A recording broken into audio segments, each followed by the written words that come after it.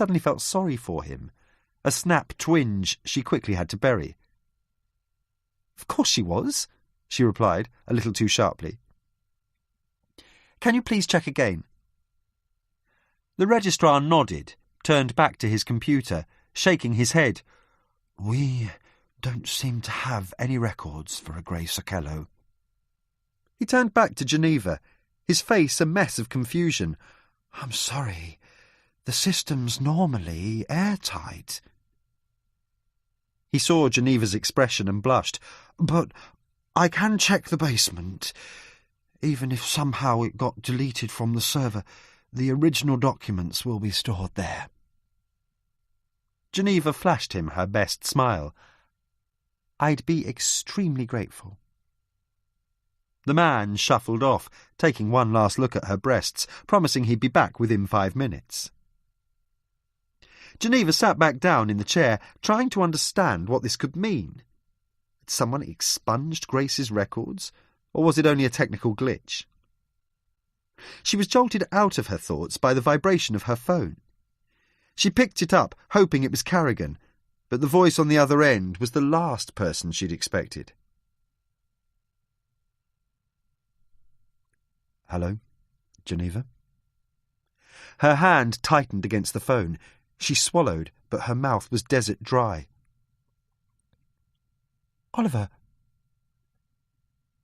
"Been trying to get hold of you," her soon-to-be ex-husband replied.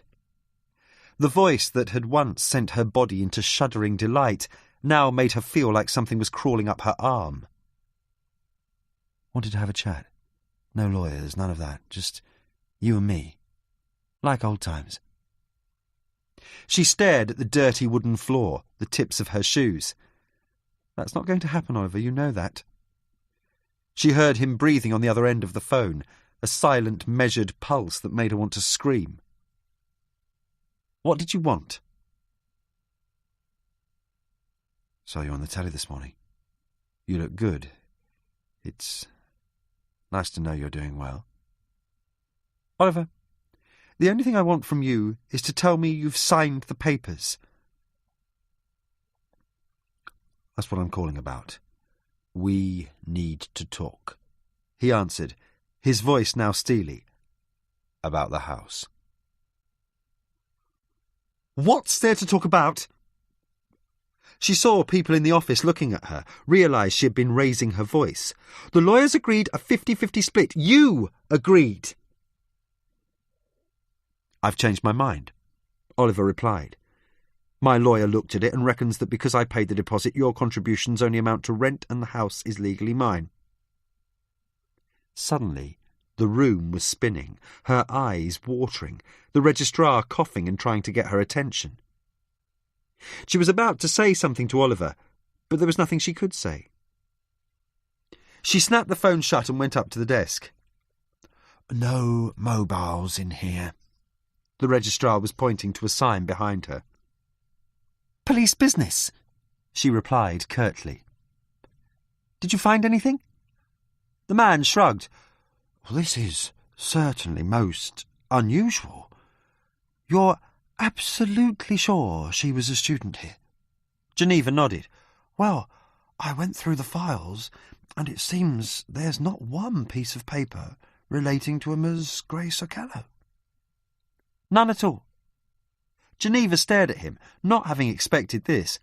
"How could that happen?" The registrar shook his head. "If it was just the computer, it could be a glitch. But the computer and paper files, I'm going to have to go to the dean with this. It's highly irregular." Damn right, Geneva thought as she made her way to the library. Why would anyone want Grace's records to disappear? She thought about the man in the photo, Grace's source. There was no way someone like that could have got access and removed both the electronic and paper files. It was too professional, too sophisticated a job. Which made her think about Carrigan's speculations last night, the strange suited men she'd seen in Branch's office at the weekend, the name Ngomo echoing through every nook and cranny of this investigation. She needed to know more about General Ngomo if she was to understand this case. Carrigan was beginning to see her side of the story. The involvement of the Ugandan embassy, Branch's adamant denials, the missing records from the university. It all pointed to something more complex than a random sex murder, and she knew she needed to immerse herself in whatever she could find out about this man, as a hunter must study his prey. The books, monographs and archived periodicals arrived. The librarian passed them to her, his glasses so thick she could see her reflection twice in them. He made no comment, just handed over the material. Torture and guerrilla warfare no different to him than worker relations in pre-industrial Britain or the taxonomy of tropical butterflies. She thanked him and carried her precious bundle to a table, this weight in her hands holding so many lives and deaths. The silence enveloped her.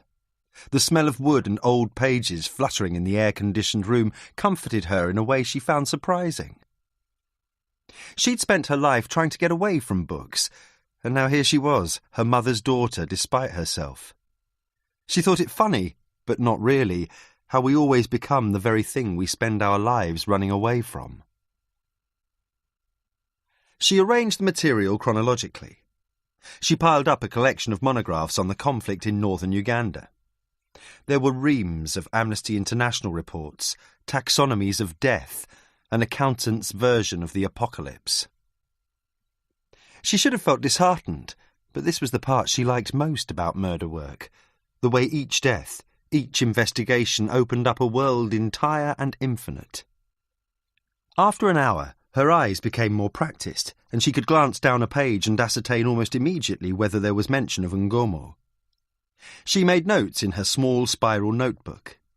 She read testimonies of torture survivors, the cruel imagination of men making her heart shrivel. She scanned demographic surveys, PhDs dense and packed with statistical data. Coney appeared in every monograph, every dissertation, like the archetypal enemy, a four-letter cipher for the blood and horror of the interior.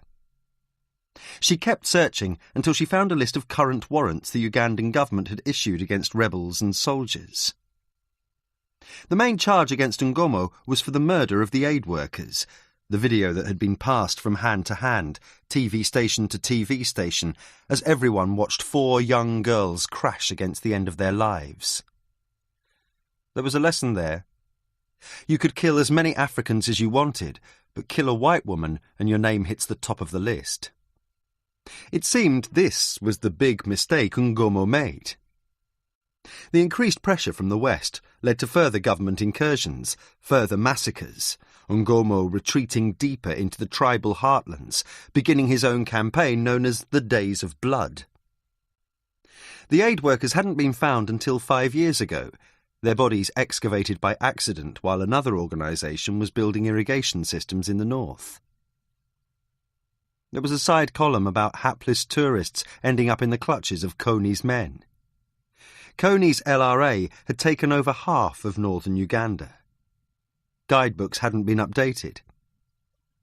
She squinted at blurry photos of gaunt white men and women being led dazed onto planes at Entebbe, the lucky ones, the ones that had made it out of the bush. She was about to go to the next chief of reports when something caught her eye like a thing glimpsed from a passing car. She borrowed a magnifier from the librarian and hunched over one of the photos. If she looked too close, all she saw were dots, a pointillist abstract. But from a distance, all she could see was a grey blur. Yet, one of the faces, there was something about it. 2 white men boarding a plane, thin, bearded and ravaged. The caption said they were freed by government soldiers. She looked again, put aside the magnifying glass and brought the paper up to her face. There was something familiar about the man on the right, his pose, the way his shoulders tumbled from his neck. She looked behind her. The librarian and students were busy, heads down in their books, no one watching her. She looked up, but didn't spot any CCTV cameras. She looked around again, then took a deep breath and carefully ripped out the photo, the sound of the paper tearing louder than she would have thought possible, her palms sweating as she stared up and scanned the room before pocketing the scrap of newspaper, feeling her heart like a crazed bird hammering at the cage of her ribs. She continued going through the material, trying to not let her imagination get carried away. In a newspaper article from 2004, she read about Ngomo's disappearance. The Ugandan government must have been sure of his death. The warrant against him was rescinded that year. There were sightings of him in Zurich and Paris, rumours of political asylum in the UK, the same story Lee had heard. She wondered how such a man could slip through so many nets, but it happened all the time. Look at Karadzic, all those years practising alternative healing, his beard and face grown long, riding the Belgrade transport system unnoticed, unknown.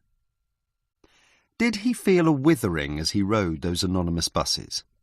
This man who had commanded armies and battalions, who had overseen camps of such bewildering brutality. Did he sit on the bus and see his life shrunk to nothing? Perhaps he even wanted to be caught, his face back in the headlines, his crimes once again news. It made her think of Milton. Was it better to be a slave in heaven or to rule in hell? She was going through the last pile of articles when she happened to look up at the exact moment that Gabriel Otto was entering the library. His gaze immediately caught hers, recognition flashing through his face, and then he swiftly turned, knocking one student almost to the ground, and disappeared back into the main hall. Geneva looked down at her notes, looked back up at the entrance, and decided to follow him. Chapter 26. Carrigan and Spencer headed back out into the rain and wind. Darkness had settled on the market while they'd been inside the pub, and now it seemed as if the road were a theatre and a whole new troupe of actors had come in to replace the day shift. Gone were the traders and old ladies with their tartan shopping trolleys. Gone the housewives and art students, families and schoolgirls. In their place, young men stood on corners, strutting and pounding their stuff. People walked faster, their heads bowed, avoided all contact and huddled into the relative safety of buses or pubs, looking like civilians caught out by an unexpected curfew. "Surprised me to hear this guy you're looking for hangs out at the church," Spencer said as they crossed the high street, ducking into a narrow leaf-strewn alley and heading towards the grey stone building, its spire like a black finger pointing at the sky. "It's one of the few places we have no trouble with." "With a name like the Church of the Blood of the Redemption." Carrigan's shoulder and back burned with pain, and his breath was short and laboured. Spencer laughed. "More of a social mission than church these days. They emphasize the redemption part over the blood." They passed by back gardens strewn with old furniture, discarded toys and broken bicycles. "The priest in charge has more or less converted it to a home for ex-child soldiers, a rehab unit. The socials come in every day and help with counselling." The door to the church was opened by the priest himself. Father Piper looked as if he'd just been woken from a 10-day nightmare. The old man's eyes seemed desiccated, squinched into the hollows of his eye sockets. His beard was white and ran down one side of his face in a strange zigzag, the canyon of an old scar shining pink in the bulb light. Though he was skinny and short, Carrigan could see the fibrous muscles running up and down his arms like someone who had worked their whole life in the fields. "We'd like to talk to Solomon Onega," Spencer said. The priest didn't look as if he'd heard, turning and silently walking back into the emptiness of the church. "I hope he hasn't been in trouble," he finally said, stopping to write a hymn book that had fallen from the pew. "He's one of our few regulars." "Just helping us with our inquiries," Spencer blandly replied. They walked past the nave and vestry, the hanging garments like ghosts of former masses, the smell of incense and wood filling Carrigan's nostrils with memory and longing. Father Piper explained how so few people had come to church over the last 10 years, either moving away from the old Catholic rite towards louder and more ecstatic forms of worship, or abandoning church altogether for the altar of the glowing TV set, the panoply of saints and sinners on daytime chat shows. But more and more I see these children like no children should be. The priest continued, the words coming faster now. They come here to this country, and everything they have learned comes with them. War owns their souls. They join gangs and teach English kids lessons learned on different shores. The elders, the people from the tribe who would traditionally take care of these lost kids, they don't want to go near them. They remember the nighttime raids, the blood and suffering, the laughter of small children. They went through another door and down some stairs into a musty, badly lit basement. It took Carrigan a few seconds to make shapes out of the gloom, see a group of boys sitting on the floor, listening to an older man talking in Luganda, a blackboard behind him with pictures of chickens and rabbits pinned to it. Piper explained that he had to get back to his chores and left them in the basement. Carrigan watched as Solomon Onega pointed to the diagrams on the blackboard, making rabbit noises or dog barks when he lighted on the relevant animal. The kids stared at him as if hypnotized. There was none of the fidgeting or playing up endemic in classrooms these days. Solomon leant down and pulled a handful of stuffed animals out of a large brown box. He held each one up, said something, then handed it out. Some of the boys took the toys warily, as if not yet sure of their intention, while others held them tightly against their faces and began crying. There were Snoopies, stuffed dogs of all varieties, Miffy rabbits, beavers and bears, and others whose shapes seemed a melting of several species into one. When he was finished, Solomon walked straight up to them. They introduced themselves, and then Carrigan flashed the photo of Grace's source. Solomon took it from him and smoothed it out. I knew one day police would come asking me about him. They were sitting in the church kitchen. Massive pots of stew simmered on a 4-ring hob, watched over by 2 portly women who couldn't stop laughing. A radio played airy calypso songs. Solomon Onega sat opposite them on the only table, a scarred and chipped formica construct, wobbling precariously under the weight of their elbows. His name is Bayanga, he said, still holding the photograph. Solomon was small and wiry, but gave the impression of someone whose body had been packed into too tight a skin. Muscles and tendons rippled the surface of his neck and arms as if trying to fashion a way out. His voice was soft and serene, but the signs were there for them to see. The thin scar where his stubble had never grown back, the one eyelid slightly drooped, the way he awkwardly positioned himself on the chair. It is the name he chose for himself when he went to war. Carrigan wrote it down, trying to keep his hand from shaking. Bayanga. He said the name silently to himself. It was a fitting name for this ghost he'd been chasing through the London streets all week. You know him from back home? Solomon shook his head. From here? He was the first person I talked to when I arrived. Something in his eyes seemed to drift back to previous days, a sudden vacancy registering there. You said you knew we'd eventually come asking about him. He'd thought Solomon would be even harder to reach than the men back at the pub, but he seemed genuinely happy to talk to them. Men like Bayanga, the police always eventually come round, doesn't matter what country. Solomon took a long sip from a can of Coke, wiped his lips. When you first arrive in London, you always have one phone number you picked up somewhere on your way to England. Every community has its numbers, its places of sanctuary. When I got here, it was cold, grey, a thin sky you couldn't even see. I phoned the number. The man on the other end asked me some questions, then gave me directions to the house. He laughed, but Carrigan could hear a sadness in it, as if Solomon couldn't believe he had been that person only a year ago. It smelled like a prison.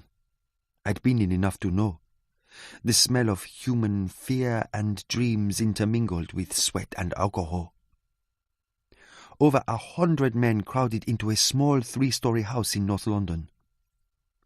Everyone called it the Village, but it was an ironic name, for it was as far from the feeling of a village, a community, as you could get and still be under one roof. You never knew how many people lived there. Everyone was in and out, some working nights, coming in tired and bitter in the morning, others setting off as dawn broke, heading for the first trains, jobs sweeping and mopping up before the white workers got there. I was shown to a room on the second floor. There were several men lying on sheets of cardboard. It was hard to tell how many. They lay stacked, arms and legs intertwined, pressed against the corners where there was more heat. Bayanga was the only one who acknowledged my entrance. He held out his hand and welcomed me. He pointed to a filthy piece of cardboard, oil-smeared and ripped at the edges, which lay in one corner of the room. "That's my bed," he said, "but you can use it while I am at work." I was so tired that first morning, so overwhelmed by this city that seemed so strange. I just thanked him, moved over to the corner, and fell asleep. Spencer leant across the table. Who else lived in the village? Men like me, like Bayanga. Many with missing fingers, limps, the constant dream of blood.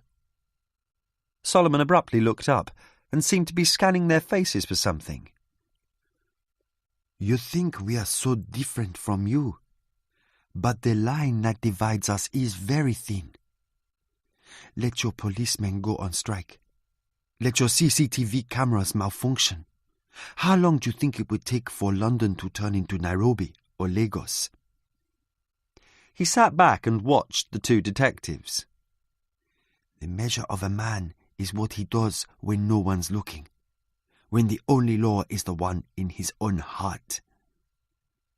You people always talk about wanting to know yourselves, but if we could truly read our own hearts, we would run away in abject horror at what we had seen. Solomon finished his Coke and wiped his lips, then lit a cigarette. So yes, every night there were fights. I'd wake and see two men in the center of the room arguing, the flash of a knife, and then that smell would fill the air and take me back to Africa. The smell of fresh blood. There's nothing like it in the world. At first, it makes you sick, really sick. Then you don't notice it for a time, until one day you realize just how much you miss it. But I never saw Bayanga get involved in these fights and arguments. He would just sit cross-legged in the corner of the room with a smile on his face, like this was arranged purely for his entertainment. I had met many men like him back home, and I hoped that here I wouldn't have to meet any more. But you became his friend? Carrigan asked. He became mine, which is not the same, Solomon replied. I was new, didn't understand the city, didn't know how the trains ran, how the streets unfolded.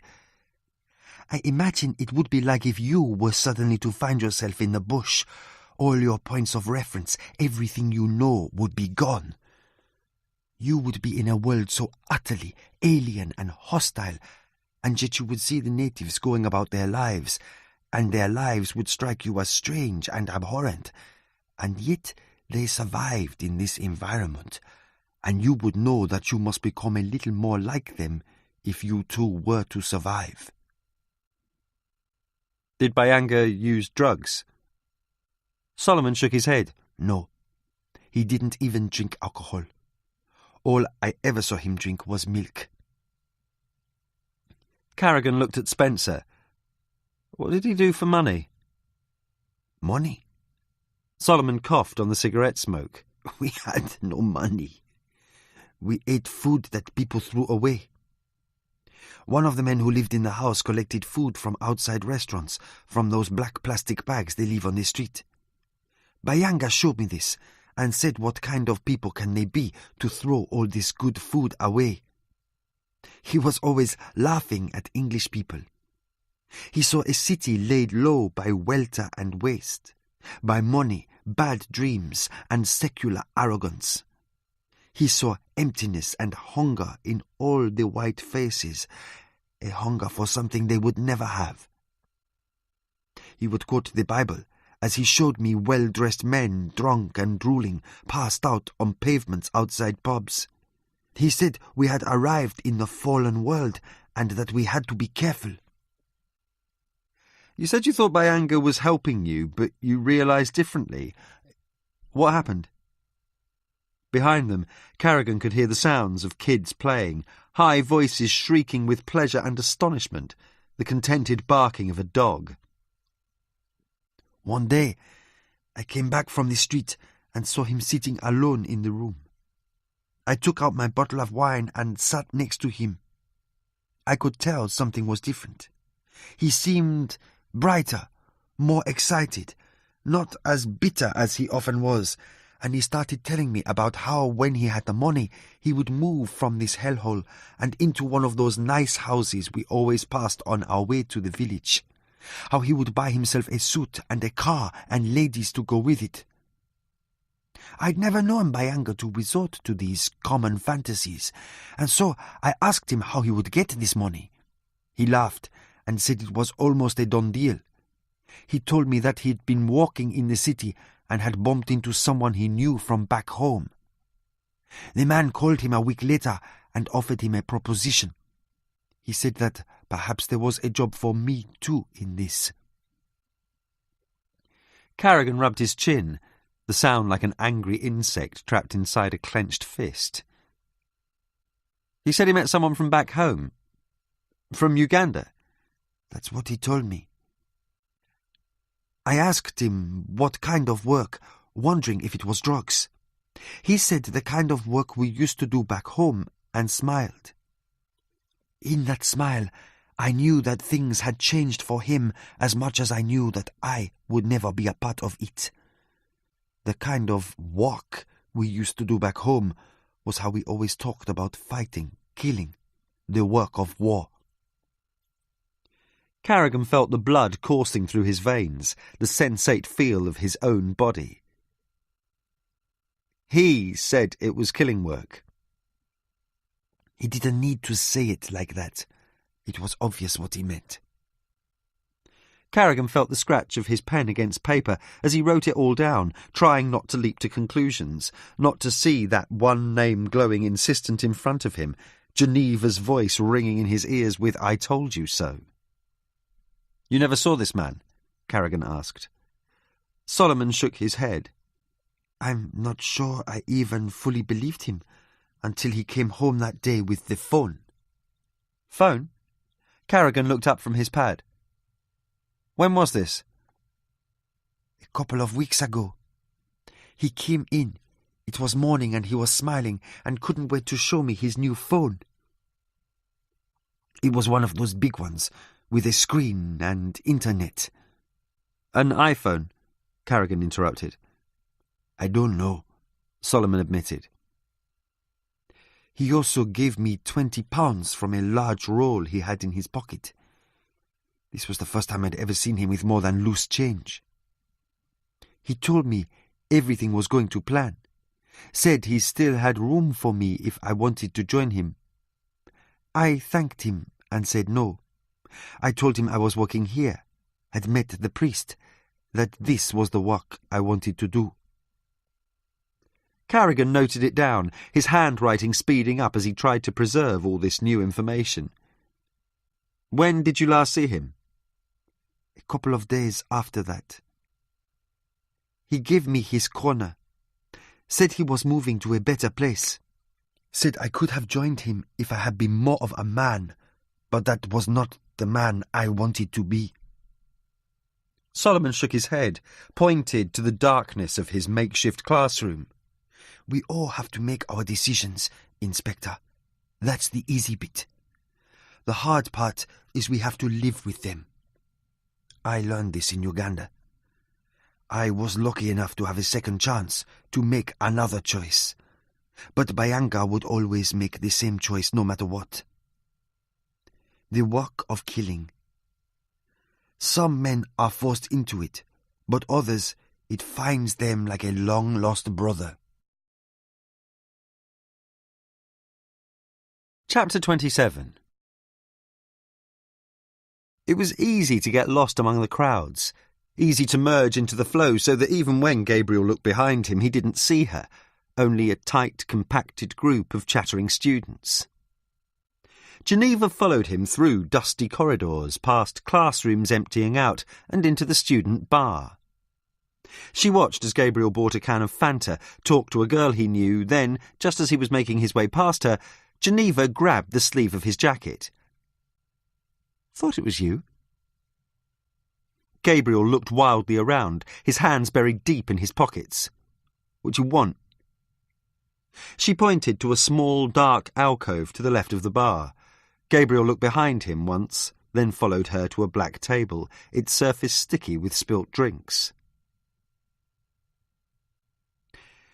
"Lucky for me, huh?" she said as he opened his Fanta. "Had a few questions for you. Save you a trip to the station." His eyes flared for a moment, then dimmed back into their sockets. "Don't worry, Gabriel. Anyone sees you with me, they'll think you're just chatting up another white girl." His fingers danced around the edge of the can, but the fear didn't leave his eyes. "I have a lecture to get to." "Glad you're such a conscientious student," she smiled. "And as you're so eager to get back to class, I'm sure you'll answer my questions quickly." Gabriel looked around him, but there was only a blur of people drinking, shouting into each other's ears over the din of music, the clatter of empty glasses. "I had nothing to do with Grace's death." "Wasn't what I was going to ask you." She laid her hands flat on the table, remembering how Gabriel had stared at them during the interview. "Instead, why don't you tell me about General Ngomo?" He didn't say anything, kept his head down, his fingers circling the top of the can so fast he cut himself, a thin whistle of air escaping his lips, and a single drop of blood flowering on his thumb. "I know you recognised him." "So? He's a famous figure back home. Everyone recognises him." His voice had reverted to its earlier petulance, and Geneva knew she was halfway there. "I'm sure they do, but I think you know what I'm talking about." She stared at Gabriel, saw him trying to feign nonchalance, but his muscles twitched and jumped as if an electric current was being run through them. "We know all about him," she continued. "We know who he is and what he did to Grace." Gabriel's head snapped up, his eyes showing a certain amusement. "You have no idea." "Oh, I think we do. And I don't think it'll be too long before we find him." Gabriel tried looking everywhere but across the table. Geneva could feel the tension in his bearing, the way he was struggling to hold himself together. "Think about that, Gabriel," she continued, trying not to enjoy this too much. "We know Ngomo killed Grace because she was writing an exposé of his deeds. He ripped out her heart. That's his signature after all, isn't it? My boss, he's not sure who told Ngomo what Grace was writing about, how he found out. But I think you and me, we both know the answer to that." Gabriel's eyes blinked rapidly, his skin turning grey. "Bullshit!" He stood up so fast the can went flying across the table. Geneva watched as he glared at her, shook his head, and headed off back into the main building. She should have gone home. She should be unpacking boxes, calling her mother, her divorce lawyer, studying the case file. But instead, she found herself following Gabriel through the twisting corridors of the university, wondering why he seemed so much more scared today than when he'd been under arrest for murder. He didn't look back once. He walked straight past the lecture theatres and empty classrooms and out into the drizzled daylight. Geneva huddled next to a group of students by the stairs, camouflaged among the bright puffers and woolly hats, and watched Gabriel heading down Great Russell Street. She was about to turn back and go home when she saw him take out his mobile phone, start punching in a number, then stop, look around, and put the phone back in his pocket. He crossed the street and entered a public phone box. She watched him from the other side of the road, protected from view by the bus shelter and a huddle of people waiting in the rain. He lit a cigarette as he waited for his call to be answered.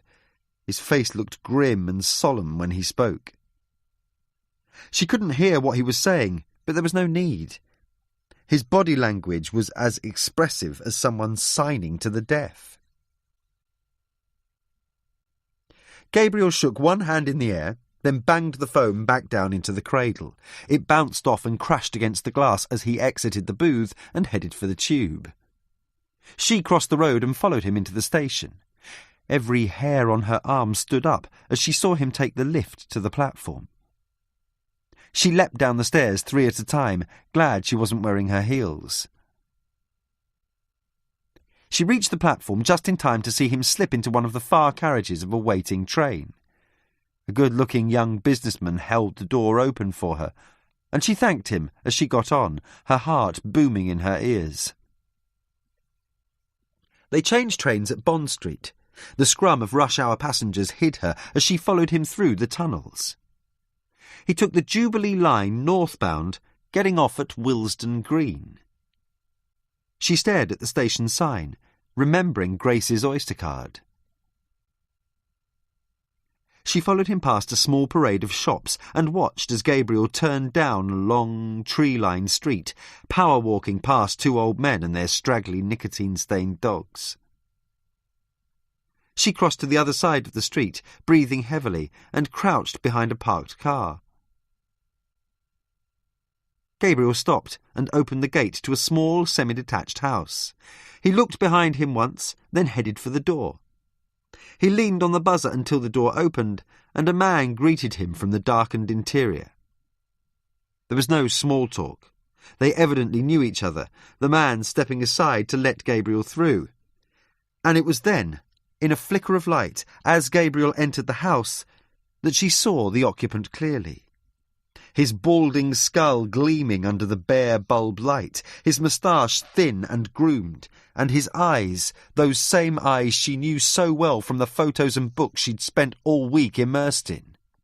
She quickly ducked down, feeling a sick rush of adrenaline, as General Lawrence Ngomo looked up and down the street, then, apparently satisfied, turned and shut the door. Chapter 28. Carrigan had waited 10 minutes to see whether Geneva would show up for the afternoon briefing he'd called, and then started. "I'm handing you a 1-page profile of our suspect, put together by D.I. Spencer of the Trident Unit." He heard groans and whistles as the constables passed around the photocopies. "I know profiles don't catch anyone and all that. Nevertheless, it's important we know who we're dealing with, the kind of person this Bayanga is. He's not our normal scum. Believe me, this is a lot worse." Carrigan wiped the sweat from his brow and continued. "We know that Bayanga met someone from back home who offered him work. A week before Grace is killed, he suddenly turns up with a new smartphone and a roll of money."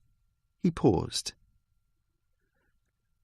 "I know how seductive this chain of events is, but we have to be extremely careful here. We still don't know motive, and we can't rule out coincidence, but, having said that, it does look like this is the man who killed Grace, and it looks as though someone paid him in advance to do it." He watched their faces as the realization sunk in. This wasn't just a sex murder anymore, but something far more professional, and they all understood how much harder this would now make their jobs. "DC Berman?" Berman looked around the room, his eyes narrowing as if the daylight was too much for him. I traced the site on which Grace and Byanga corresponded.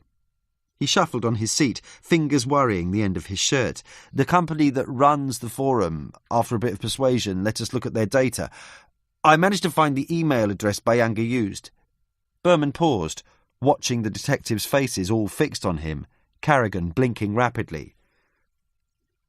He only sent one other email from this account.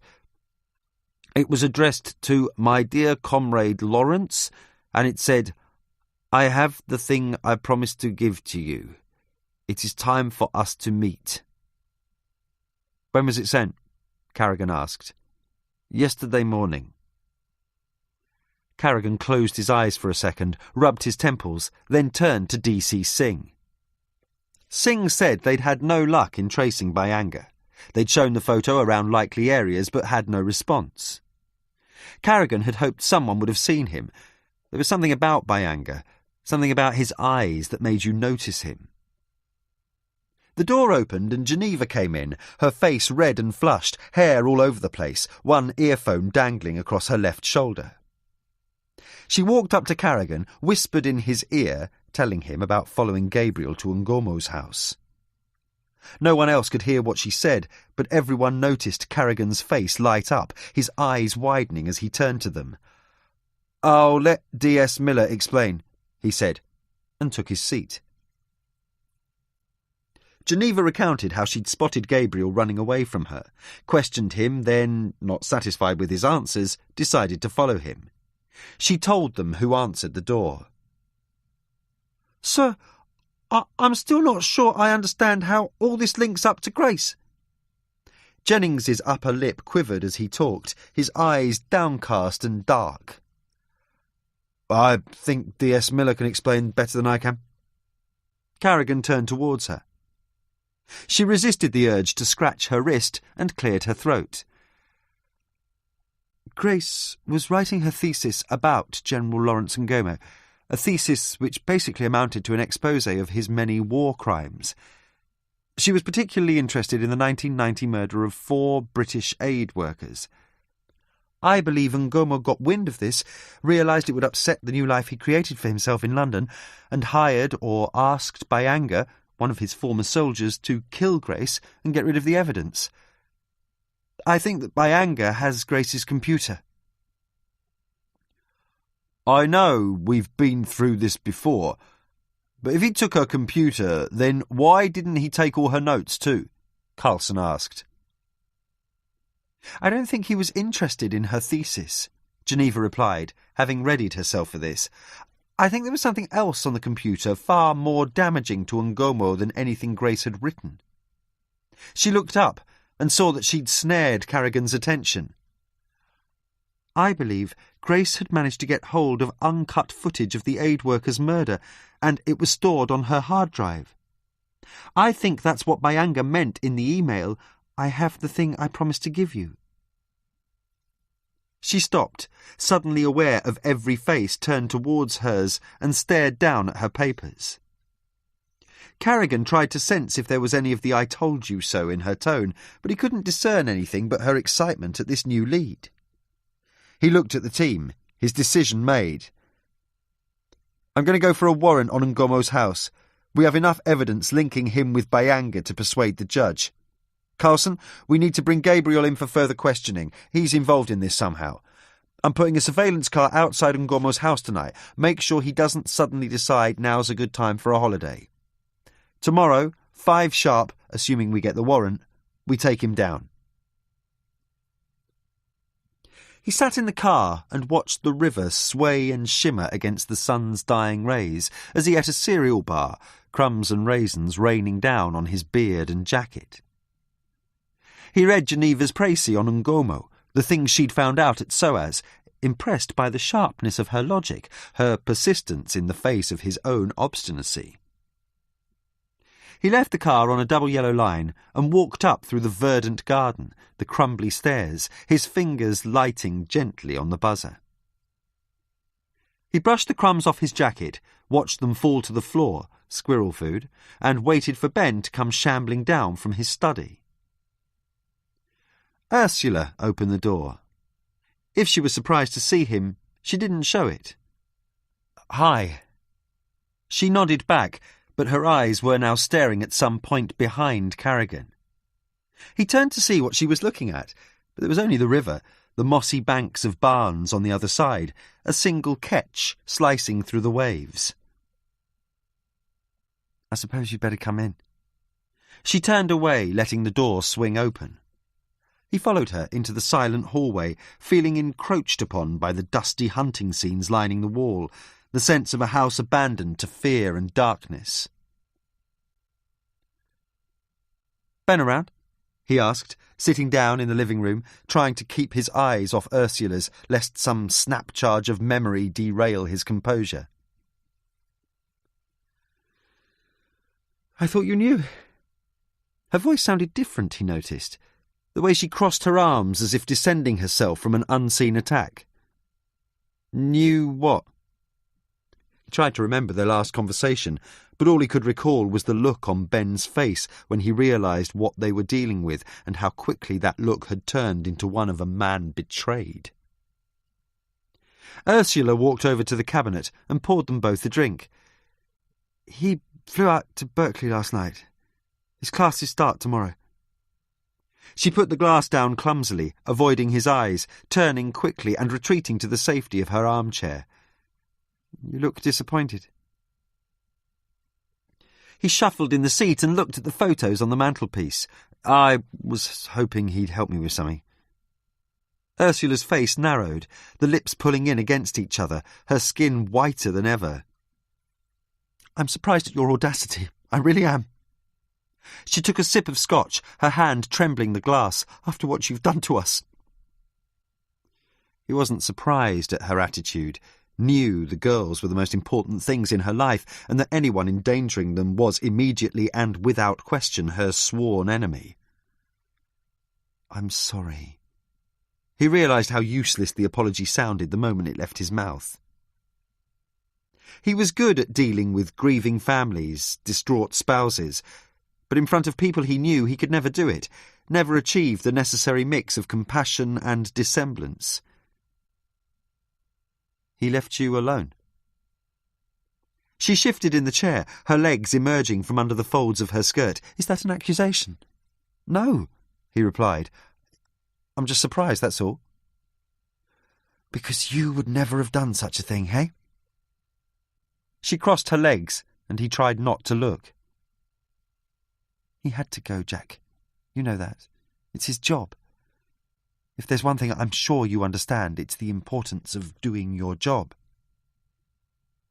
He looked down at his shoes, cheap and scuffed, bought for efficiency rather than style.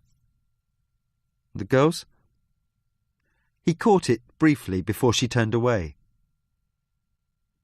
"They're staying with my sister until this thing—" "It's okay to be scared," he said. She leant forward, propping elbows on knees, her hair covering her face, and, for a second, she looked decades younger, and all the years and bodies were erased, leaving only the two of them sitting in some student cafe away from the harsh blur of textbooks and blackboards. "Will this man come back?" She said it so quickly he almost missed it. He tried to bridge the distance between them, knowing it was impossible, that the roads they'd taken had led them further apart than either would have thought possible. "No," he lied. "I don't think so. We're getting closer to him now. I don't think he'll take any stupid risks again." "You don't think?" Her words, laced in sarcasm, made her mouth seem ugly. He hadn't realised she'd been so afraid. "Who is he?" She stared out the window at the grey sky and wheeling somersault of birds. He told her what he could, by Anger's name, Spencer's profile, some of what Solomon had told them. "I've seen someone outside the house," she said, her blood-red nails tapping against the table. "A couple of times now. Just standing there, looking up at the windows." "Was he—" Ursula nodded. "Yes, he was black. disappointment in her face and a brief flash of something else, panic or dread he didn't know. He showed her Byanga's photo and saw her eyes darken as she slowly nodded. They sat there in silence for the next 5 minutes, each taking small sips of their drinks, nothing left to say to each other, the years finally drawing them irrevocably apart. He promised to look in on her, gave her his mobile number, told her to call him any time she needed, then exited the house into a bright blush of sunlight, feeling as if he'd escaped the confines of some terrible prison. He took one last look, remembering how he'd thought it was the perfect house, the perfect life, shook his head and headed to his car. He sat there for an hour, parked out of sight from the house. He'd put Ben and Ursula into this situation. He'd let his life leak into theirs, and they'd been unprepared for the rupture it would cause, the constant fear and doubt, the double-checked locks and fumbled alarm settings. What if Byanga did come back, found only Ursula alone in the big house? Carrigan crunched his eyes shut, tried to erase the thought, but it was no good. It didn't take him long to decide.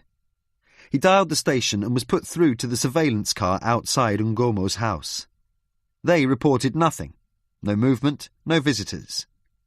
He held the phone in his hand and thought about it again, then spoke before he could change his mind. "I need you somewhere else." Chapter 29. Ngomo's house was in one of a series of terraces backing onto the railway embankment, and each time a train thundered past, the windows shook in their frames as if convulsed by an inner weather. "That's it." Geneva's voice floated through the rain and traffic din as Carrigan stared at the properties, wondering if the residents had got used to the regular shake and rumble of the passing trains, or whether they bit down, ground their teeth, and locked their jaws every time it came. But most of all, he was thinking about Ngomo. From Lord of the Bush to this. From enormous skies and unfenced miles to this small 3-bedroom house, the railway tracks, his new sky, the identical houses across the street, his vista. Behind them, the constables were getting ready out of sight, finishing their teas, stubbing out cigarettes. He'd driven over to the judges after the surveillance car had arrived at Ursula's house the previous night. The warrant sat in his pocket as he stared at the curtained windows, the trashed front garden, the broken roof tiles shimmering in the harsh sunlight. No one answered the buzzer. Carrigan let his finger rest on it, hearing the muted echo fade into silence. One of the uniforms walked up the drive, a ram firmly in his hands. He gave Carrigan a smile as he lifted the device and thrust it through the door, splintering it open. Carrigan pushed the door ajar, stepped inside, stood still. He felt nothing. No sense of someone being in the house, that coiled tension in the air he always dreaded. He turned and motioned to Geneva, told the uniforms to stay outside, monitor front and back exits. He cautiously entered the hallway. A small table held a phone and a leather address book. There were no decorations on the walls, just a rack with 2 coats and an old-fashioned trilby. 2 doors led into the front and back rooms.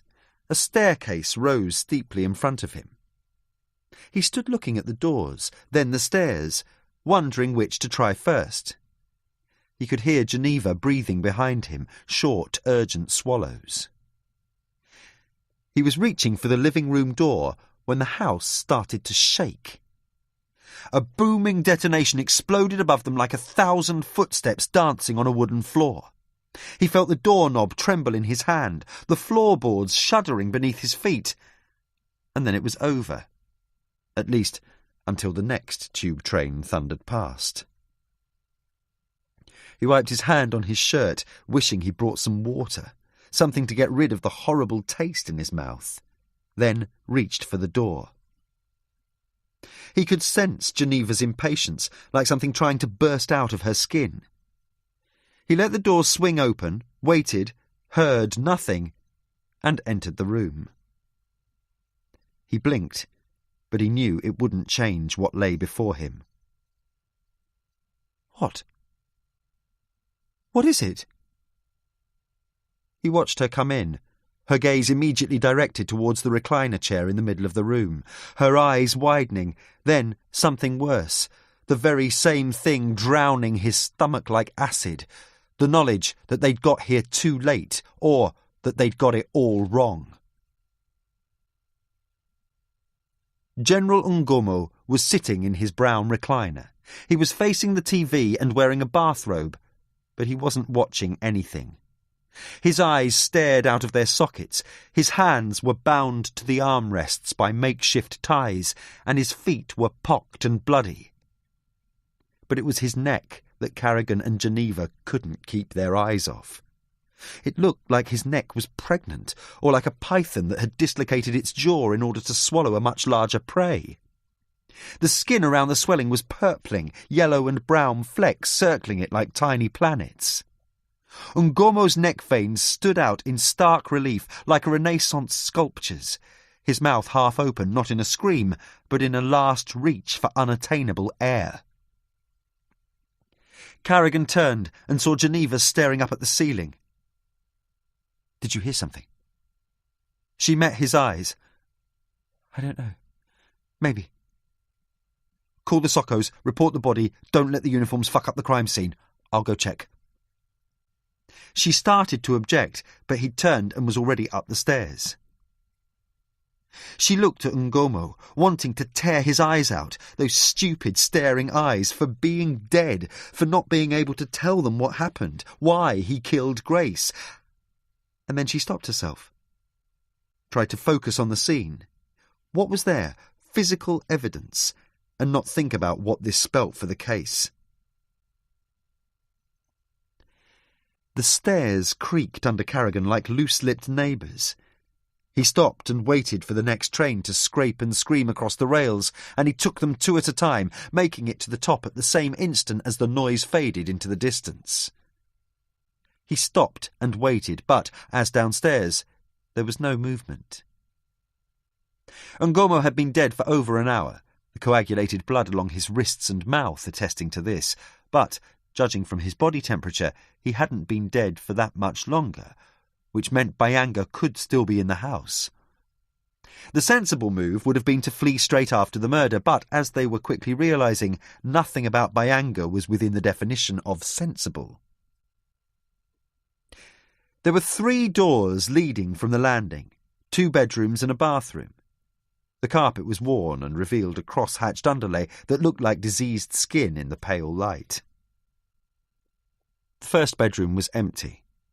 The sheets were still rumpled and creviced from a night's worth of bad dreams. The windows were fogged with small beads of condensation, each mirroring the room entire. Carrigan took a deep breath of the stale air, the smell of old men and restless nights, the same the world over, and tried the bathroom. It was a narrow room, only 3 feet wide, with a brown ceramic bowl at the end. Toilet rolls lay scattered and unfurled on the cistern lid. The room was clean, but there was no allowance of comfort to it. No rug or splash of colour, nor even a toilet seat. The floor was bare wood boards, unvarnished and unsanded, the only window too high to reach. He heard Geneva talking on the radio downstairs as he crossed the empty landing towards the second bedroom. He expected to find it as stripped and utilitarian as the other rooms, but he was wrong. The room didn't look as though it belonged to this house, not to the austere, monkish ambience of the other rooms, but to some other place, a place that would be called home, where you'd return from your day to the smile of your wife, the small hands of your children. Carrigan closed the door behind him. The rain whispered on the ledges as he turned on the light, a piercing 100-watt bouncing off the collection of framed photographs and certificates, the glass gleaming opaque, resisting intrusion. At first, he could see only his own reflection, and then, as he stepped closer, he saw the face in each of the photos, the name on the certificates, and hung his head. Geneva heard the sirens as they approached, the frenetic stutter of their piercing whine cutting through the rain and inner beat of her blood flow. She called up to see if Carrigan was all right, but his answer sounded muted, as if he was somewhere else, his voice only a shaky transmission. She was about to climb the stairs when she saw him, ashen, coming down the hall, shaking his head. The sirens whooped to a stop before she could ask him anything. The heavy clop of massed footsteps sounded outside. The interior of the house was suddenly bathed in swirling blue neon. Carrigan's face flashing at the top of the stairs. "Quick!" She looked behind her, saw the cars and men gathering outside, and set off up the stairs. The Sockos entered the house as Carrigan showed her into the second bedroom. They heard the unmistakable bellow of Branch's voice reverberating through the floor, and then a train came rushing through and blotted everything out. Everything but the room. She stood there and stared and didn't say anything. He let her take it in, remembering his own sense of dislocation and shock when he'd understood what this meant. He watched the same realization rip through her body, the muscles in her shoulders and back tensing, drawing her into herself, her head turning, not knowing where to look or quite what she was looking at. "What the Jesus fucking hell is going on here?" Carrigan turned to see Branch, red-faced, tie askew, spittle flying from his lips. "What the fuck is that down there?" "That was General Lawrence Ngomo." He watched Branch take this in, his eyes shrinking into small, dark pools. "The man we suspected was behind the murder of Grace Okello." "Is he fucking suspected of his own murder too?" Branch pushed past Carrigan and entered the room. He stopped and surveyed the photos on the wall. Jesus Christ. It just gets better. He looked at Carrigan, then at Geneva, as if he wasn't sure which one was more to blame. "So, tell me this hasn't just got 1,000,000 times more screwed up than it already was." Geneva began to say something, but Branch interrupted. "That was a rhetorical question, Miller. Any idiot can see that you've got another dead bloody African, and what the fuck is that in his throat? Don't tell me he choked trying to swallow his fucking dinner." Branch snapped his head towards Carrigan. "Are you fucking listening?" But Carrigan was lost in the wall of photos, in how wrong they'd been, how totally and utterly wrong, and how stupid they were for not having seen it, especially when the video clip had made it so clear. He cursed himself for not having listened hard enough. "What is it with you two?" Branch looked from Carrigan to Geneva and back. "And what the fuck is up with all this?" He gestured around the room. "Some sort of stalker's shrine?" Carrigan sensed that neither he nor Geneva wanted to put it into words. Once spoken, there would be no room for anything else. He turned to Branch. "We thought Ngomo had hired Bayanga to kill Grace, but we were wrong." He pointed to the photos and graduation degrees, the honours and swimming trophies, the encased preservation of this museum room. Ngomo wasn't Grace's killer. He was her father. Part 3. Back then. He hadn't thought it would be possible to feel this cold in Africa, but once again he was wrong. His body shook against the hard edges of the chair, his teeth loudly snapping against one another, the muscles in his legs convulsing to some hidden beat. This was the way fear played itself out. A sudden physical reaction, that bitter taste in your mouth, the palpable presence of your own heart. In the end, even your body betrayed you. There was nothing restraining him to the chair. Every shudder rocked him against the cracked metal and threatened to throw him onto the floor. His feet were bare, and he could feel small wet things crawl across his toes, the cement hard and unyielding beneath him. He wasn't sure how long he'd been in the room. Eye Patch watched him as if he were a part of the landscape. There was no expression on his face, no reaction to Jack's muscle spasms or pleas for water. He could have been a wax dummy, and in the mean, splintered light the young soldier almost looked like one. The skin drooped and folded as if one side of his face had been exposed to tremendous heat. The room was small, without air, but Jack felt the cold like something physical attacking his bones. Eye Patch sat behind a gnarled wooden table, his feet up, a badly rolled cigarette jumping between his fingers, a poster behind him revealing a cruel glint of blue sky. "You look like a man who wants to help his friends." Eye Patch leant forward, placing arms long and sinewy as sticks of licorice on the scarred wooden surface of the table. His fingers had once been broken, then set wrongly. The nails on his left hand had stopped growing, fallen away, leaving half-moon slivers of pink and red at the edges of his cuticles. "Where are they?"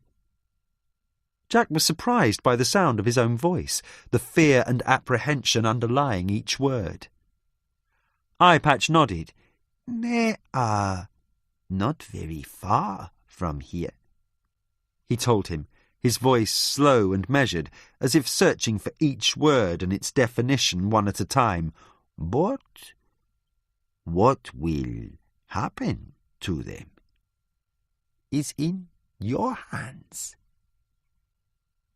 The sentence hung in the air like the rancid smoke of the soldier's cigarette. Jack swivelled his head, fighting the instant explosion of nausea in his stomach. But there was nothing but the room, the soldier, and him. "You want some water? A cigarette?" He smiled, revealing a set of crooked teeth, splayed and misaligned, as if not meant for that particular mouth. Jack nodded and watched as Eye Patch went over to a small sink, the tap constantly dripping, and filled a glass with brown water. He handed it to him, his fingers touching Jack's skin, making him recoil and nearly drop the glass. He drank it down in one go. It tasted strange, metallic and bitter. "Good," Eye Patch said. "A man needs water like he needs the truth." Jack wasn't sure what he meant, but he nodded anyway, hoping for a refill. "Without one, a man becomes an enemy of his own body," Eye Patch solemnly continued. "Without the other, he becomes an enemy of his own soul." He took the glass, got up, turning his back on Jack, and headed for the sink. Jack frantically looked around. The only door was to the right of the table. He could see through the half-inch gap the dark outlines of two teenagers standing guard. There were no windows or other doors. He thought about escape, but only for a second. Even if he were fast enough to creep up on Eye Patch, what would he do then? Try to bargain Eye Patch's life for Ben's and David's? He ground his bare feet into the floor, felt the sharp sting of the concrete, the soft crush of an insect below his left heel. "Now," Eye Patch said, returning to the table and handing Jack the glass. "It is time for you to decide if you want to help your friends or not." Jack gulped at the water as he considered the few options available to him. "You are good friends, no?" He put down the empty glass and nodded. "It is important, you know. Most men go through life and they have friends, but they are not friends, not real friends. You do not know if friends are really friends until you have something to lose." Jack was trying to keep up with the soldier's logic, but, like everything else, in the last few days it made as much sense as a rabbit speaking Chinese. "This," Eye Patch pointed to his missing eye, "is how you measure friends. He carefully licked the end of a new cigarette shut and placed it between his lips. I too had good friends, but when they had to choose between my eye and their comfort, it became very clear just how good these friends were.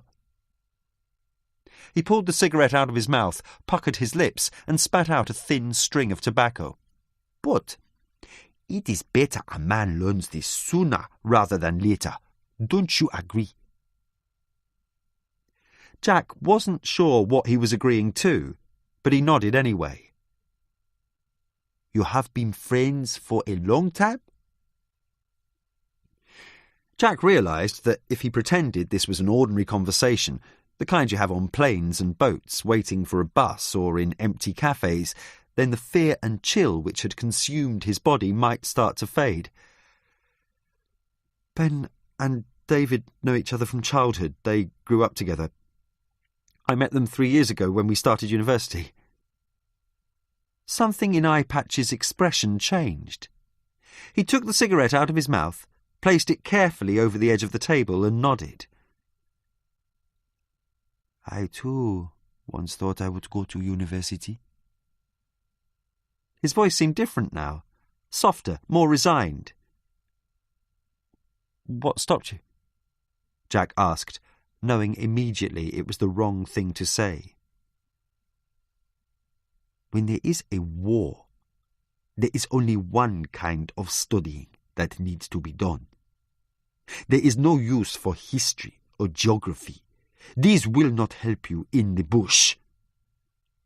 I'm sorry, Jack replied quietly, suddenly aware of how different their lives were, how choice figured so little for most of the world. So he was surprised by Eye Patch's laughter. A full, throaty amusement lodged deep in the soldier's throat. Do not be. Sometimes you find the world, and sometimes the world finds you. I was lucky. I didn't know who I was, and I might never have found that person if war hadn't intervened. He put the cigarette back into his mouth, puffing until thick plumes of smoke flowered from its tip. Perhaps you too were on the wrong road, and now you have the chance to find the right one. Perhaps it was God who brought you here, or fate, if you prefer. I don't believe in God or fate, Jack replied, trying not to think about the gazelle crossing the Django road. Then I feel sorry for you, Eye Patch said mournfully. You come from a place where you celebrate your advances, the progress your race has made. But look at you. You are empty and in need of something you cannot even name. Yes, he nodded sagely. Perhaps you have truly come here for a reason. We were trying to get to Murchison Falls. We took the wrong road. Jack felt the cold snuggle up against him once more, the chill in his lungs every time he took a breath. Eye Patch ground the dead cigarette under his boot and reached for a stained brown folder lying to his right. He began flicking through the pages, humming to himself. Next to the folder, Jack could see his own notebook lying like an accusatory witness. No, I think you took the right road. The road you were always meant to take. Eye Patch put the folder down and stared up at Jack. What would you have done if none of this had happened? If you'd boarded your flight back to London? Jack wasn't sure what he meant, but he knew that the longer they talked, the longer it would be until the other things, the things that weren't talking. We'd just graduated. We were going to find jobs. He stared down at his bare feet. London seemed like something from another lifetime. What kind of work were you going to do? He wasn't sure if Eye Patch was genuinely interested, or whether this was all just a part of his interrogation technique. I told you I'm a musician. And your friends? Ben's going to be a lawyer and David's entering the seminary in September. It seems you have your whole lives planned out in front of you. Jack was about to say something, but this time managed to keep his mouth shut. Then why? Eyepatch turned and picked up the notebook. With all this future ahead of you, would you involve yourself in spying against Uganda? His tone hadn't changed, nor had his facial expression, but the words came out like hard shards of glass. I wasn't spying, Jack protested. I write songs in there. Eyepatch flicked through the pages again. Yet you felt the need to write in code? Eyepatch's calm tone of voice was exasperating him. It would almost have been better if he'd been shouting. It's not code. It's musical notation. He tried to think how to demonstrate this. The steady progression of notes and staves, bass clefs and crotchets. But looking at the walls of this abandoned schoolroom, he knew that Eyepatch had never seen sheet music before. Look, Jack said, leaning forward, gesturing for the notebook. Eyepatch slid it across the table. Jack picked it up, flicked it open, staring at the jumble of his own script. It was hard enough for him to decipher it. He laid the notebook flat on the table, placed his finger at the start of a bar of music, and hummed as he traced the notes lifting and falling. It's musical notation. For a song. I write songs. He hummed the melody he'd written 3 days previously in Kampala. Eyepatch showed no expression, but let Jack finish the song. I see, he said, when Jack had passed the notebook back. But you too must see my problem. He leant back in the chair and folded his arms across his chest. As I said before, if this were true, you would be saying it. But if you were a spy, and this was code, you would be saying the same thing. You see my problem now. How can I tell when the liar and the honest man say the same thing? I'm not lying, Jack shouted. Prove it. What? Sing. Sing for me your songs. Then I will decide if you are a singer like you claim. Jack closed his eyes and dry swallowed. His heart felt like something alien to his body, too large and too fast, a thing made for a much larger receptacle. His voice cracked on the first note, the words shearing away into silence and coughing. He tried again, focusing on the blue sky of the poster behind Eyepatch, wondering what the rest of the picture held. He sang quietly in his chair, the first side of his soon-to-be-released album, then the second. Eyepatch remained silent and still, occasionally nodding his head, which Jack took to mean he was starting to believe him. He ran out of songs and began to sing other people's songs, songs he'd practiced in his bedroom, songs he'd listened to late at night, his ear pressed tight against the radio. Very good, Eyepatch interrupted after a couple of hours, passing Jack a glass of brown water. When he moved forward, Jack caught a glimpse of the poster behind him, and it was as if a door had been opened, letting in a fan of fresh air. Eyepatch sat back, repositioning himself so that Jack could now see the whole poster.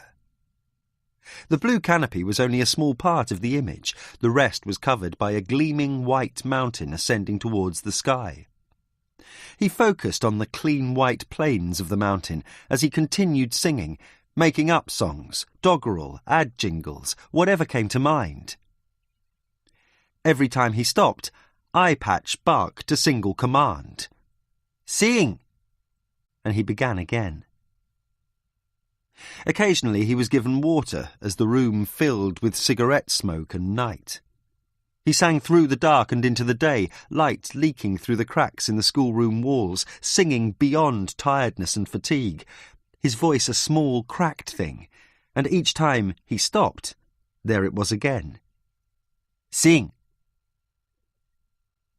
He concentrated on the poster of the mountain and thought about Ben and David. He wondered where they were right now.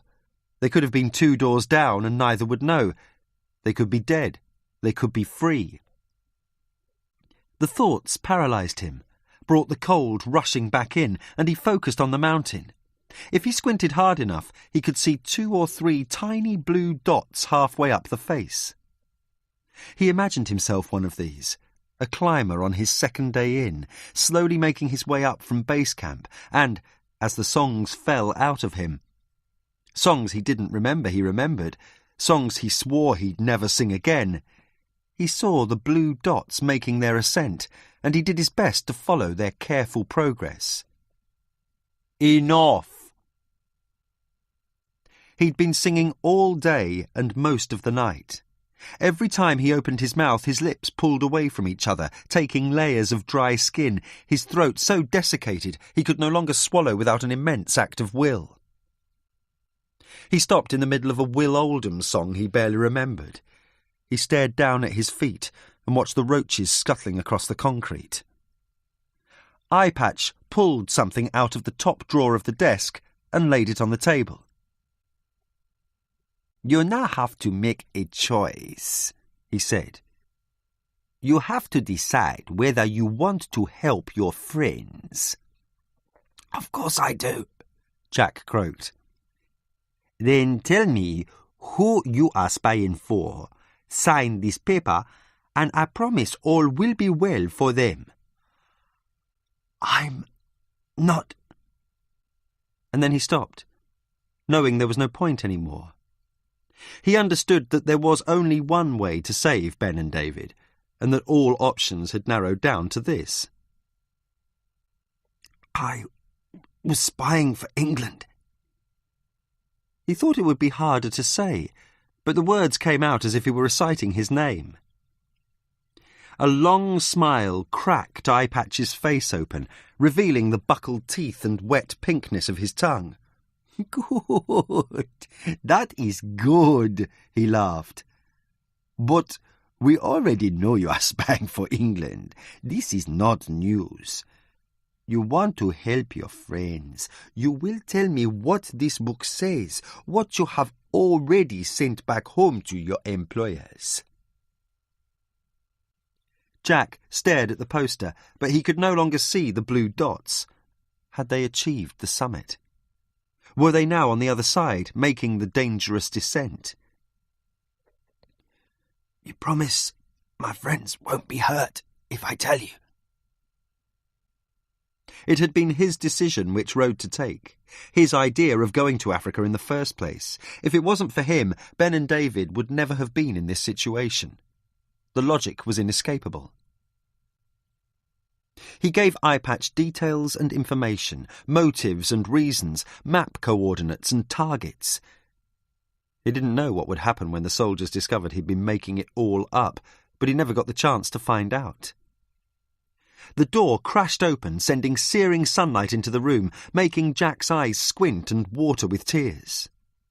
2 soldiers entered, agitated, both talking at once to Eyepatch, both running their words together, their eyes flicking wildly. Eyepatch listened, nodding his head, then pulled out a thick wooden stick from his belt and smashed the younger soldier over the head with it. The boy collapsed to the floor, and Eyepatch leant over him, coiled and ready to strike again, then put the stick back in his belt. He left the room, the upright soldier helping his comrade up, blood pouring from his head, filling the air with a hot, salty tang. A few minutes later, Eyepatch came back, his face tight and contorted, as if his skin had been shrink-wrapped to his bones. "Get up!" he shouted at Jack, the genial tone of earlier now gone entirely. Jack tried to do as he was told, but fell to the floor. He hit the concrete full in the face and saw 2 of his teeth skitter out from under him. Before he could move, the soldiers were lifting him and dragging him out of the room. The sun was worse than the cold floor, exploding like a poisonous flower in his head. He wanted to wilt, fall back down, let the earth cover him. But the soldiers kept frog-marching him past the barracks, the schoolyard, the playing grounds, and finally back out into the bush, the camp a misty haze in the distance.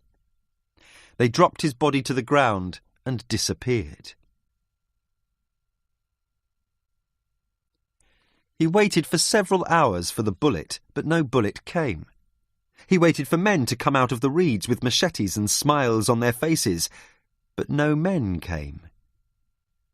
He waited for some animal to smell his fear and blood and come stalking out of the bush, but no animal came. He waited for Eye Patch to return, tell him that he was sorry, but there was only punishment for spies. But he would never see Eye Patch again. He lay face down, listening to the reeds part as the footsteps of the soldiers drew nearer, but it wasn't death that was coming. They dropped him next to Jack. Dust rising in the air as the soldiers left the clearing and headed back towards the camp. Jack turned to see Ben's torn and bloodied face, a huge purple swelling under his right eye. He felt for Ben's breath, but there was none. He looked around the small clearing, but there was no one there, and he began to scream.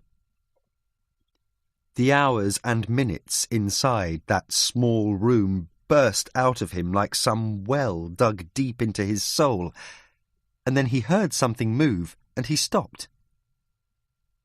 He turned quickly, expecting more soldiers, but instead he saw Ben shuffling and moaning on the floor next to him. For a moment they looked at each other like strangers caught face to face in a lift, and then they began to laugh, hugging each other in the thick, wet grass. But, just as suddenly as the laughter had started, it was gone. "Where is he?" Ben looked away, shook his head. Jack grabbed him with all the strength he could muster, the buried rage of the last 2 days burning through his fingers. Ben pulled free, his hand shielding his face. He turned and vomited onto the ground, a deep, tumultuous wrenching that continued long after there was nothing left to expel. "We need to go back and get him." Jack looked around the clearing, saw the spire of smoke from the camp a few 100 feet away. He started to get up, a swooping dizziness exploding behind his eyes. Ben grabbed his leg, his fingers gripping tightly. "No," he whispered. "He's gone, Jack." "Then we need to find him." Jack tried pulling away, but Ben's grip was surprisingly strong. "You don't understand."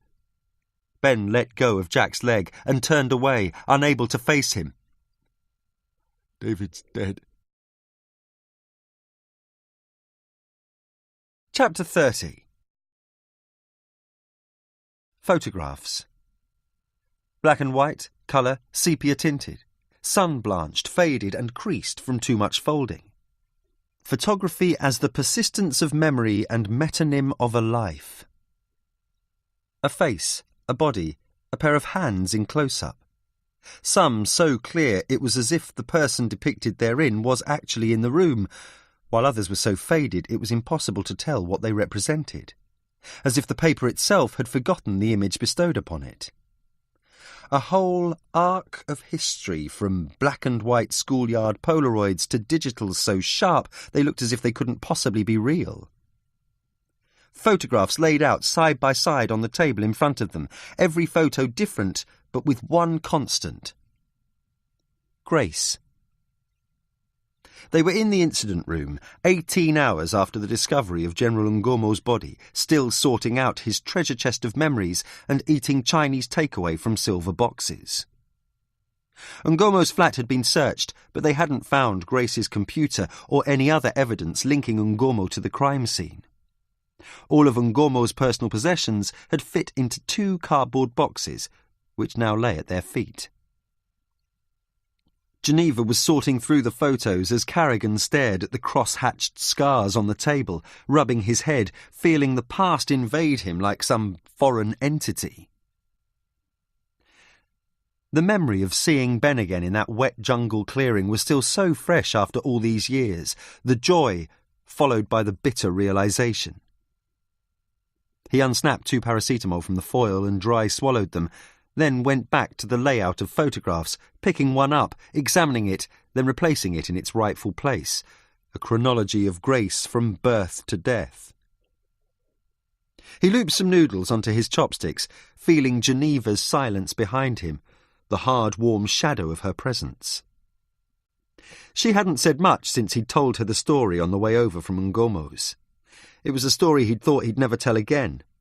But once the initial words came out, everything else seemed to follow, as if a plug had been pulled and the words were water rushing from a drain. "You're eating too fast." She looked up from her box of noodles. "You'll get stomachache." Carrigan nodded, but didn't slow down. "You don't seem surprised," he said, remembering how, when he'd told her the story of what had happened to him in Africa, it was as if he were confirming something she'd already known. Geneva sipped her Coke and stared down at the kaleidoscope of images, trying to make sense of it all. Grace staring back at her from her high school graduation. Grace about to board an aeroplane. Grace in a white dress holding a bottle of beer somewhere in the jungle. She'd only just begun taking in what they'd seen in Ngomo's upstairs room when Carrigan had finally told her what had happened in Africa. "That stuff in Uganda, why didn't you mention it before?" She tried not to sound accusatory, but there was no other way to say it, and besides she felt, if not a little betrayed, then something close. They were supposed to be partners on this case. He turned so quickly that he sent some of the photos flying to the floor. She was about to pick them up, but then stopped. "It had nothing to do with the case." "How can you know that?" Her voice sounded brittle, like metal scraping against metal. "I just know." She saw his face stretched, long and thin, the sleepless nights and early morning calls, and wondered what he'd been like before Africa. "Explains that twitch every time Uganda came up." He put the last photo in its place. "You noticed?" "Hard not to, though I'm sure everyone would just put it down to too much coffee." She picked up a photo of Grace with an older woman, both elegantly dressed, standing in front of a white church with an impossibly tall spire. "Did you ever find out what happened to David?" It was suddenly there again. The darkness in his eyes, the sense of a locked room inside his head. He looked down at the table as if the answers were inscribed on its knotty surface. "The embassy tried locating the body after we arrived in Kampala, but it was a war zone up in the north. No one wanted to go there to search for one corpse. We buried him in an empty grave in his father's church. There's not even a coffin. Only a damn stone." Geneva caught the bitterness in his voice and pushed aside the noodle box, reaching inside her pocket. She took out the newspaper clipping she'd found at the library and silently handed it to him. He wiped his hands on his jacket and took it from her. He smoothed out the folds and stared at the badly reproduced black and white photo. At first there was nothing, and she watched as he brought the clipping closer, squinted, and then, all of a sudden, she saw it in his eyes. "That's me," he said, pointing to the left-hand side of the photo. Geneva nodded. "I think so." "Where did you find this?" He tried to make out the 2 dark, body-shaped smears with their arms round each other at the centre of the print. "Press took it when you left Uganda." He turned towards her. "Did Branch ask you to do this? To investigate me?" He dropped the clipping onto the table. "No, of course not," she replied, though that was exactly what Branch had asked her to do. How to explain that she'd fudged her reports in Carrigan's favour? "I stumbled on it while looking into Ngomo at SOAS." Something crossed his face. "But we weren't in one of Ngomo's camps." We were in an army camp. He picked up the photo and looked at it again. She could see the sudden concern darkening his expression. They get it wrong a lot of the time, she offered, realising that something had changed between them and that what she'd thought would be a peace offering had turned out to be anything but. You should have been looking into Ngomo, not wasting your time on me. I wasn't, Geneva began, as the door opened and D.C. Jennings walked in, then stopped, sensing he'd disturbed something. What is it? Carrigan snapped. Jennings looked down at the floor, unprepared for Carrigan's tone, the icy silence between the two detectives. I've just come back from... Where's everyone else? Carrigan wiped some Chinese food off his shirt and stared at the young D.C. Jennings started to say something, then changed his mind. D.C. Singh's out at SOAS, trying to track down Byanga. Berman's getting a fix on where Byanga sent his emails from. I'm not sure where Carlson is. Said he was following a lead. Carrigan nodded. And what about Gabriel? Jennings stared down at his shoes. He hasn't been to lectures today, hasn't been seen at SOAS at all, and he missed his weekly AAC meeting. Shit. Carrigan looked up at the whiteboard. Gabriel had been either the last or the last but one person to see Ngomo alive. He's gone, sir, Jennings continued. I tried his flat, no one there. His phone's been disconnected and the mobile's just going through to a dead tone. Was it possible that Byanga and Gabriel were working together? Carrigan rested his head in his palm. Nearly 2 weeks into this case, and there was still so much they didn't know. He thought about the surveillance car he'd reassigned to Ursula's house. Would they have seen Ngomo's killer if he'd left them to do their job? How long before Branch found out? We've got to keep trying, Carrigan muttered pointlessly. Then saw that Jennings was still there, shuffling nervously, as if trying to dance without moving his feet. What is it? Sir, I was trying to tell you when I came in. He stopped, looking for confirmation to go on. Took the silence as such. I've just talked to the Sockos. They're almost done in the General's flat. They found some letters hidden under the carpet in the top room. Carrigan frowned. Why didn't you tell us this before? I tried, sir. Jennings was looking paler and paler. Well?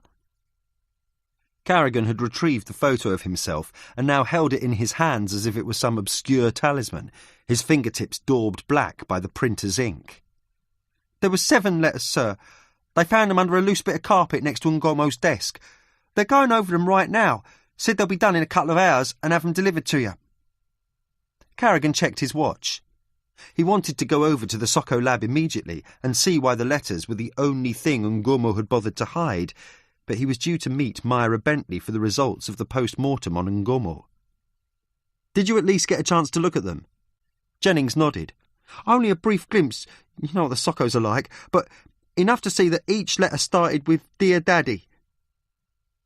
He paused as Geneva and Carrigan took this in, both of them looking down at the photos chronicling the moments of Grace's life. And each was signed, Your loving daughter.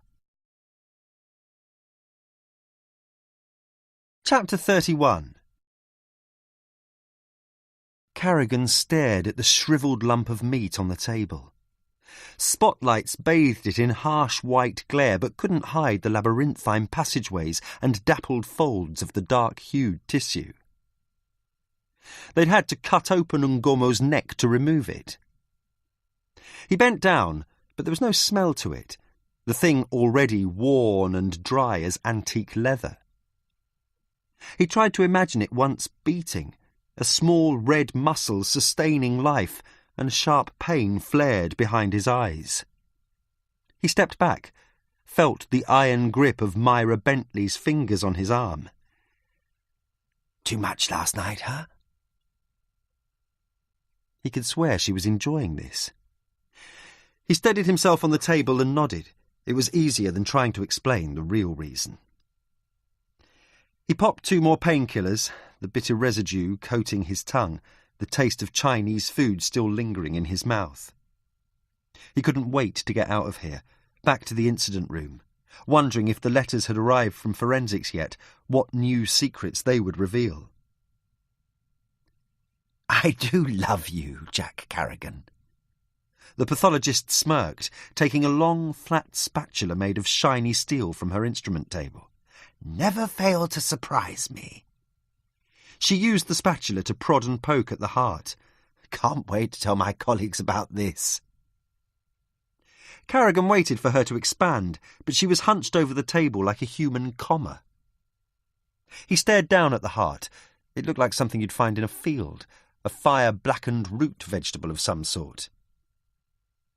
"It's what killed him, in case you're wondering."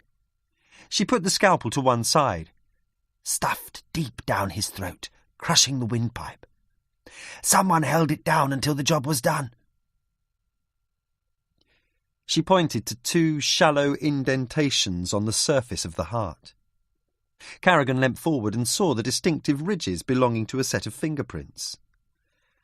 40 years I've been doing this, and I've never seen a person choked to death on someone else's heart.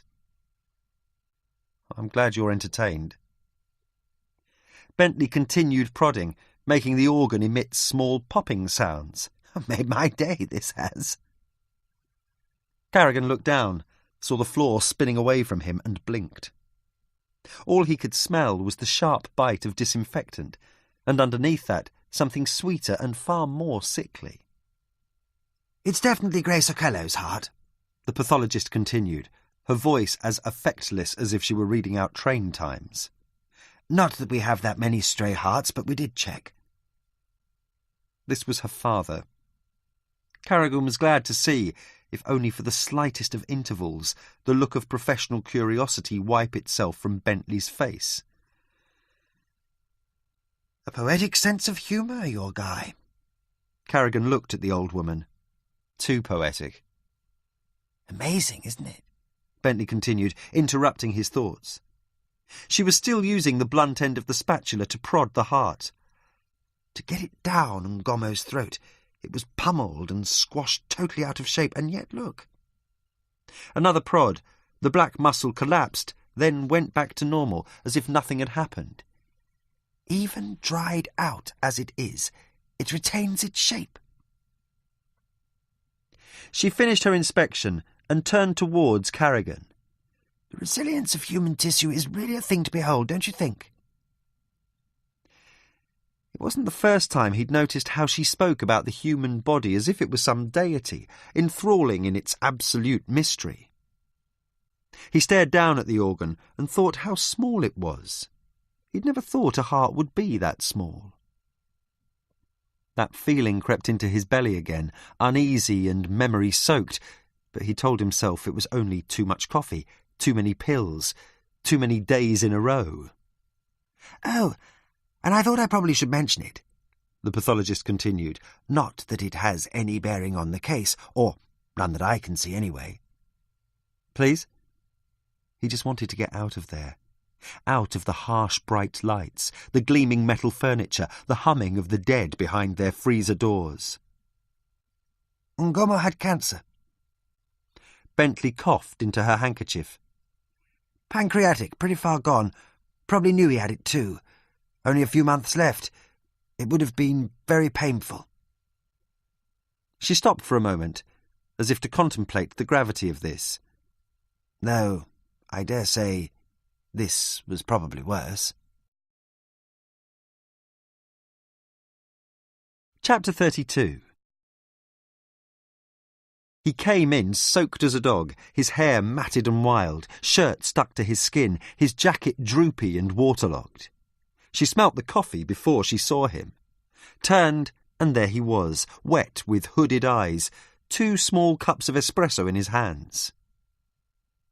Geneva looked up from the table where she had been separating and arranging the letters. "Managed to hold your lunch down this time?" Carrigan smiled and put the coffee down next to her, unwrapped a massive Florentine encrusted with pistachios and broke it in half. "Get your blood sugar up," he said, passing it to her. She took it, bit in, and let the wonderful taste submerge her senses as Carrigan told her what the pathologist had found. The biscuit suddenly tasted flat in her mouth, bitter and dull. "It's as if he had it planned all along," she said, using a napkin to wipe the crumbs and coffee stains off her lips. But Carrigan didn't answer. He was looking down at the table, the neat row of letters flattened and laid out side by side. The same handwriting, cursive and stylish, adorning each envelope. "The Sockos find anything?" She finished the Florentine and rubbed her hands on her jeans. "Only Ngomo's fingerprints. Everything else was too smudged." He took one of the letters and held it up. The paper smelt of chemicals and dripped a white powder like dandruff.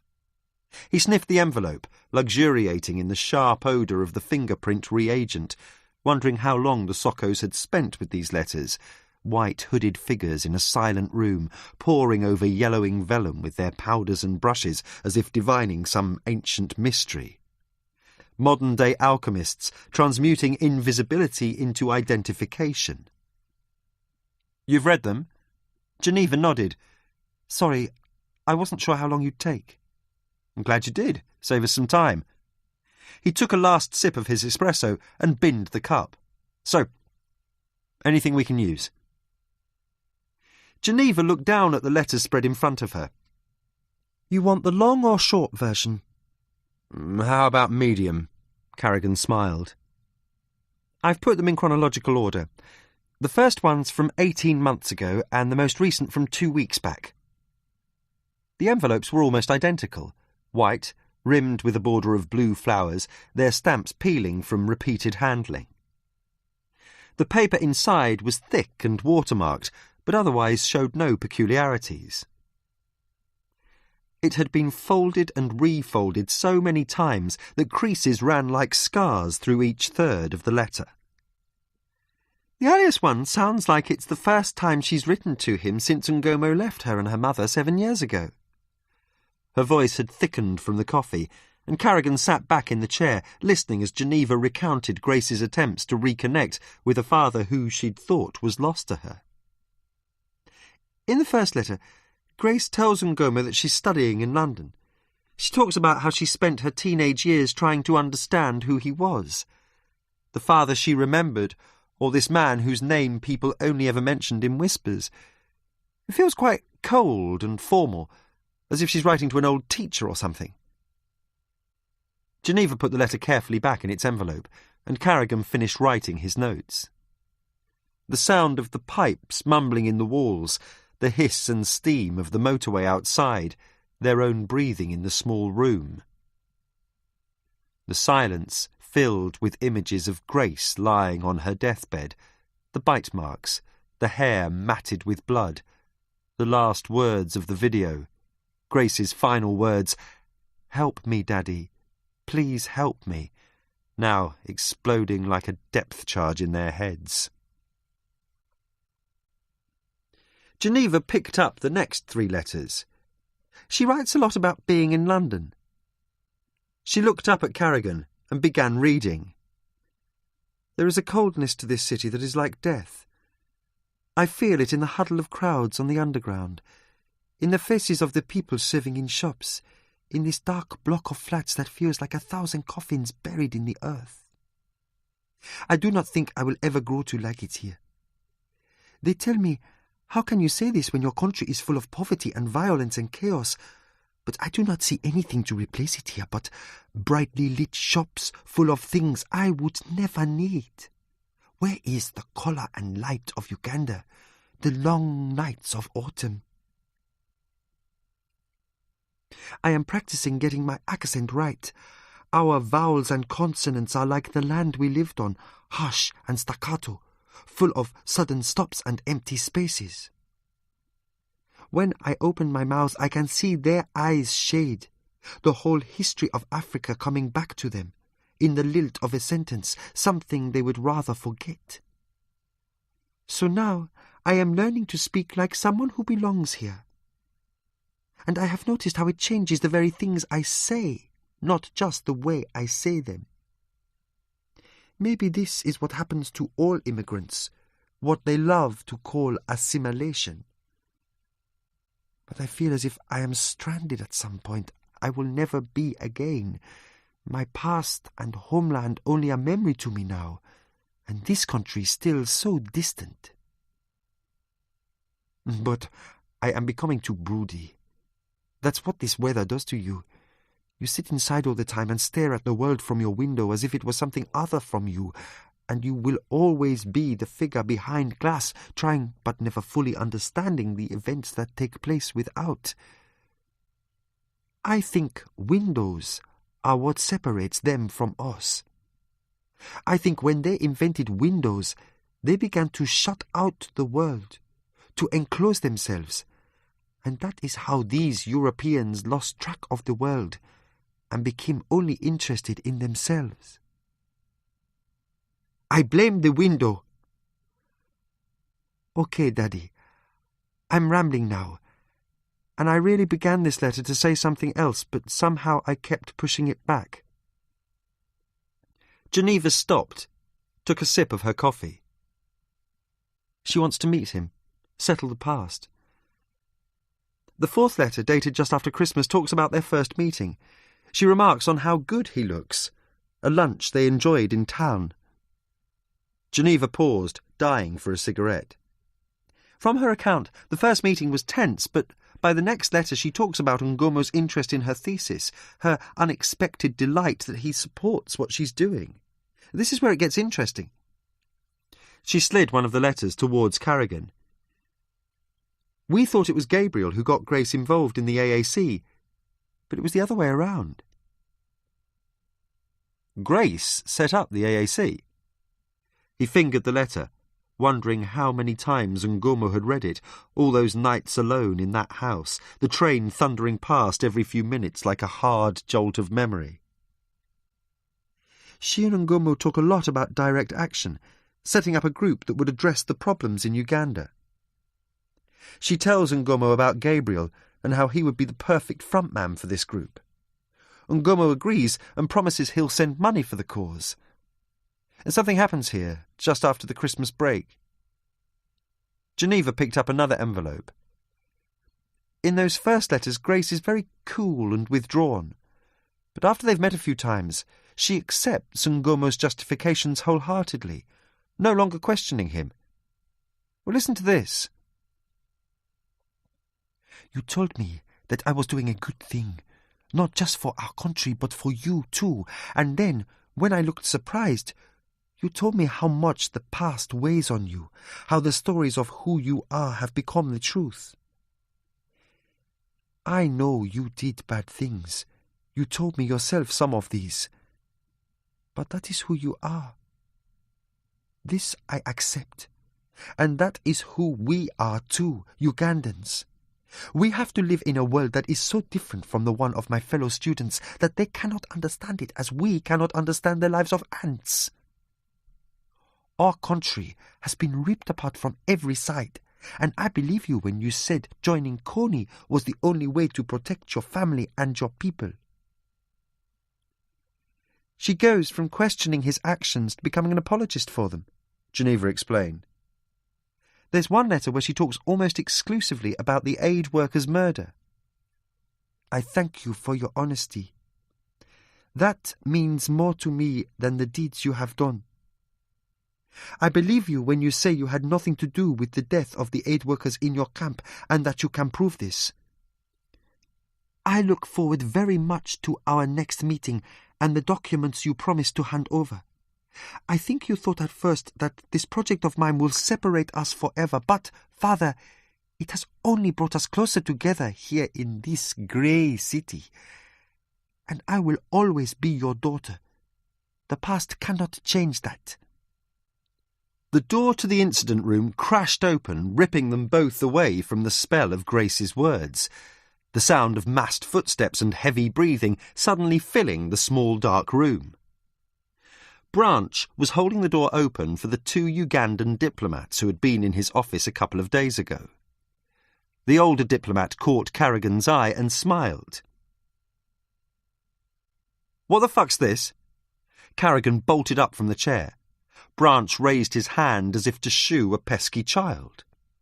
Carrigan saw the calluses and bruises on his skin, the florid complexion of his face, the way Branch's eyes couldn't meet his. "This is Mr. Ondutu and Mr. Akimbi from the Ugandan embassy." Branch looked down at the table where the letters lay spread out. "I'm really sorry about this," he said, his voice stumbling. Sorry for what? Branch shrugged. "They have permission to take all material found in the house in Willesden Green." What? Carrigan exploded. This is bullshit! He placed his body between the table and the men. This is our case and important evidence in a murder. No fucking way you're going to confiscate it. Branch put his hand softly on Carrigan's shoulder. "There's nothing I can do, Jack. This is higher than me. I'm afraid you'll have to hand over those letters."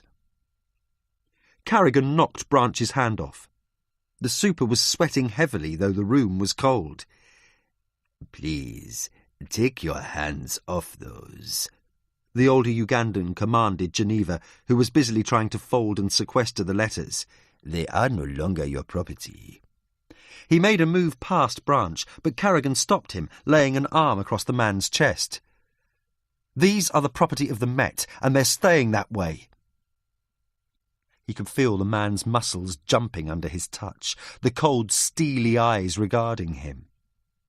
They stood there like that for several seconds, the electricity in the room jumping from face to face as each decided what they were prepared to do and what they weren't. Carrigan glanced down at Geneva, saw her shake her head, then looked back up as the other Ugandan flanked him and reached across the table. He knew there was no way he could keep them both away with force, just as he knew that he would try as hard as he could to do exactly that. He never got the chance. The standoff continued, Branch trying to explain to Carrigan the seriousness of the situation, chain of command, protocol. Carrigan turned abruptly and grabbed the letters off the desk, held them tightly in his fist, waiting for what was to come next. But it wasn't a fist or rush or scrum for the letters, but a man in a perfectly tailored pinstripe suit who walked into the room as if he had been waiting in the wings, watching this play out, finally aware that he had to intercede like a referee in a boxing match gone too far. "I think it would be better for all of us if you handed over those letters." The man's accent was sharp, his eyes cold and blue.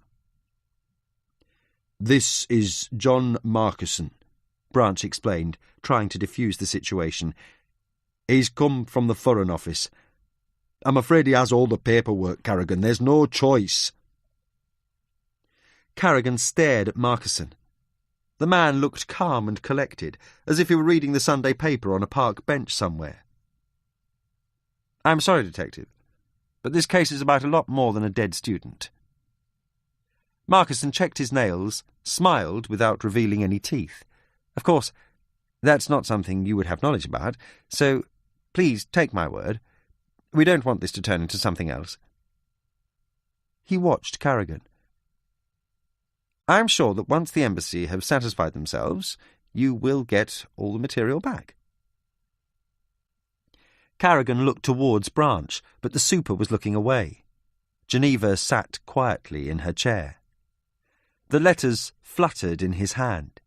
He could smell the rancid breath of the Ugandan in front of him, see Markison's gold cufflinks flashing in the fluorescent light.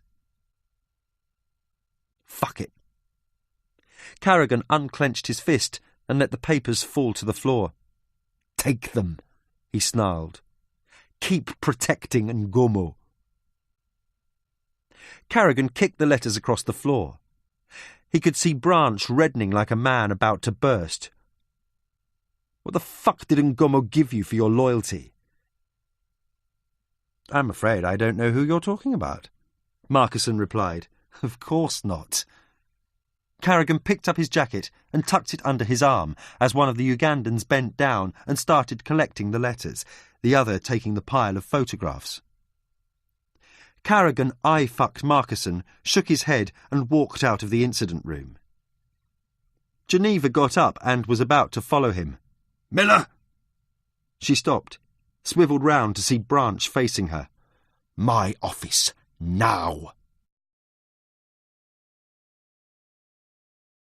Chapter 33.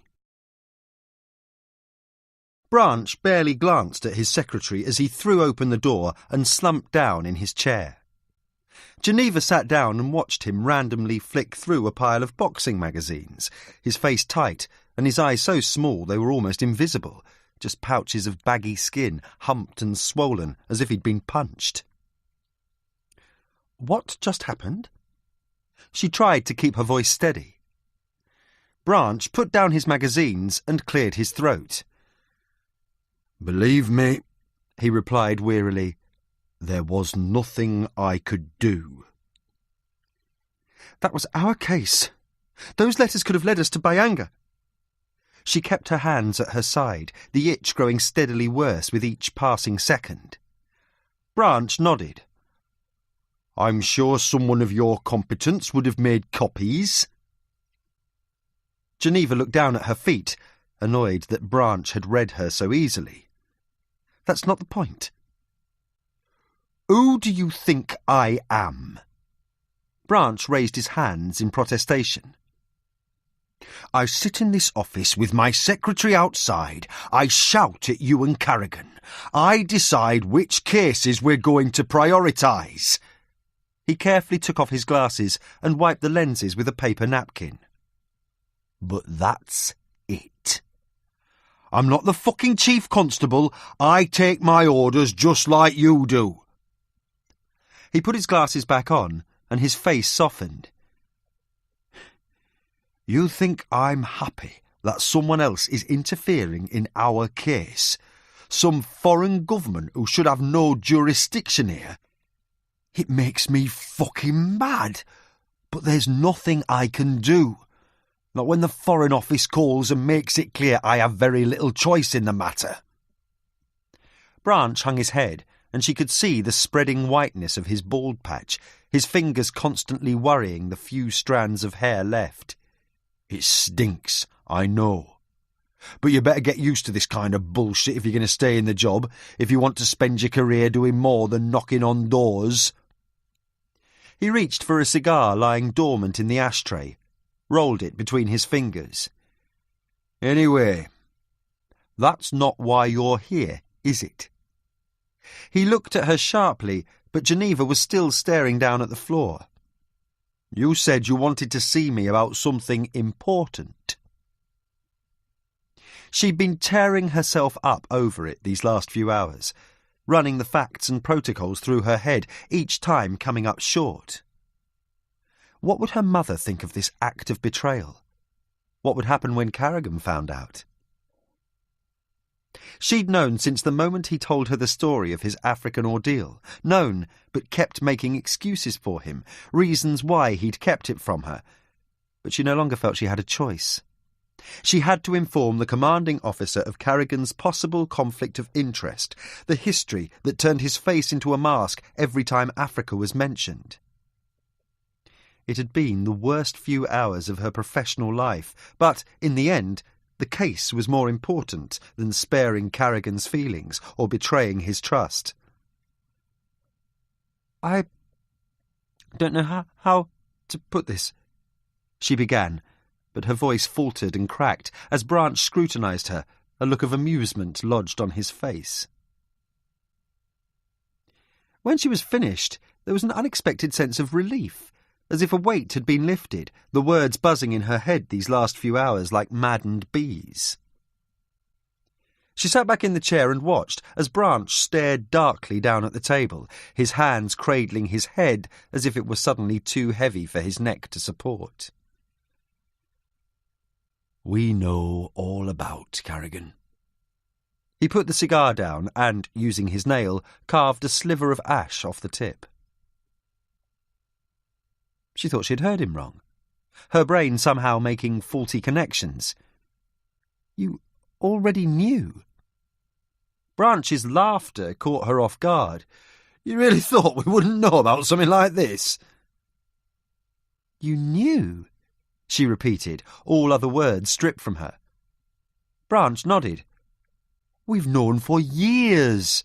Christ, Miller, don't you think I wish I could use this to crucify Carrigan? Get him off the case? She wondered if this conversation would get back to Carrigan, had no doubt that Branch would use it one day as he saw fit. Concentrate on the investigation, Miller. Tell me what we have. She cleared her head, rubbed the itchy patch on her wrist. We believe that Gabriel Otto may have been the last person to see Ngomo alive. We're out there looking for him. This is the same Gabriel you released 2 days ago, Branch replied. She nodded. Neither Carrigan nor myself believed that Gabriel killed Grace or Ngomo. Branch looked up at the wall, the blood-spattered faces gleaming behind glass. But if you'd kept him in custody, you'd know for sure. No, don't answer that. So, now you have to find him again, wasting valuable time and resources. What about Bayanga? We got a positive ID on him from a neighbour of Ngomo's. The old woman was weeding her front garden and saw Bayanga ring Ngomo's doorbell. Bayanga said something and Ngomo let him in. The neighbour's evidence ties in with the time of death Myra Bentley gave us. I think we can say pretty certainly that Bayanga killed both General Ngomo and Grace Okello. Branch sighed heavily, shook his head.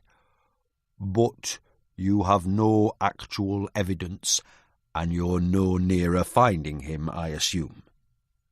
Geneva shrugged. She flashed back to the sight of the Ugandans leaving the incident room with Ngomo's belongings. Was it possible that Bayanga was proving so hard to find because someone was hiding him? Branch snorted. As far as I can see, it's been over a week and Carrigan's got nowhere on this case. That's not true, Geneva retorted, surprised to find herself defending Carrigan the way she'd always defended one parent to the other following the divorce. We have a name and a photo of our main suspect, and we have fingerprints from both the Grace scene and Ngomo's flat that will tie him unequivocally to the murders when we find him. And another dead body. You forgot to mention that. Branch coughed into his hand. You have 4 more days to bring this case to a close. It's out of my hands after that. She felt the air leave her lungs, her skin itching madly. What do you mean? Branch looked down at his desk, picked up a file, put it down, picked up another.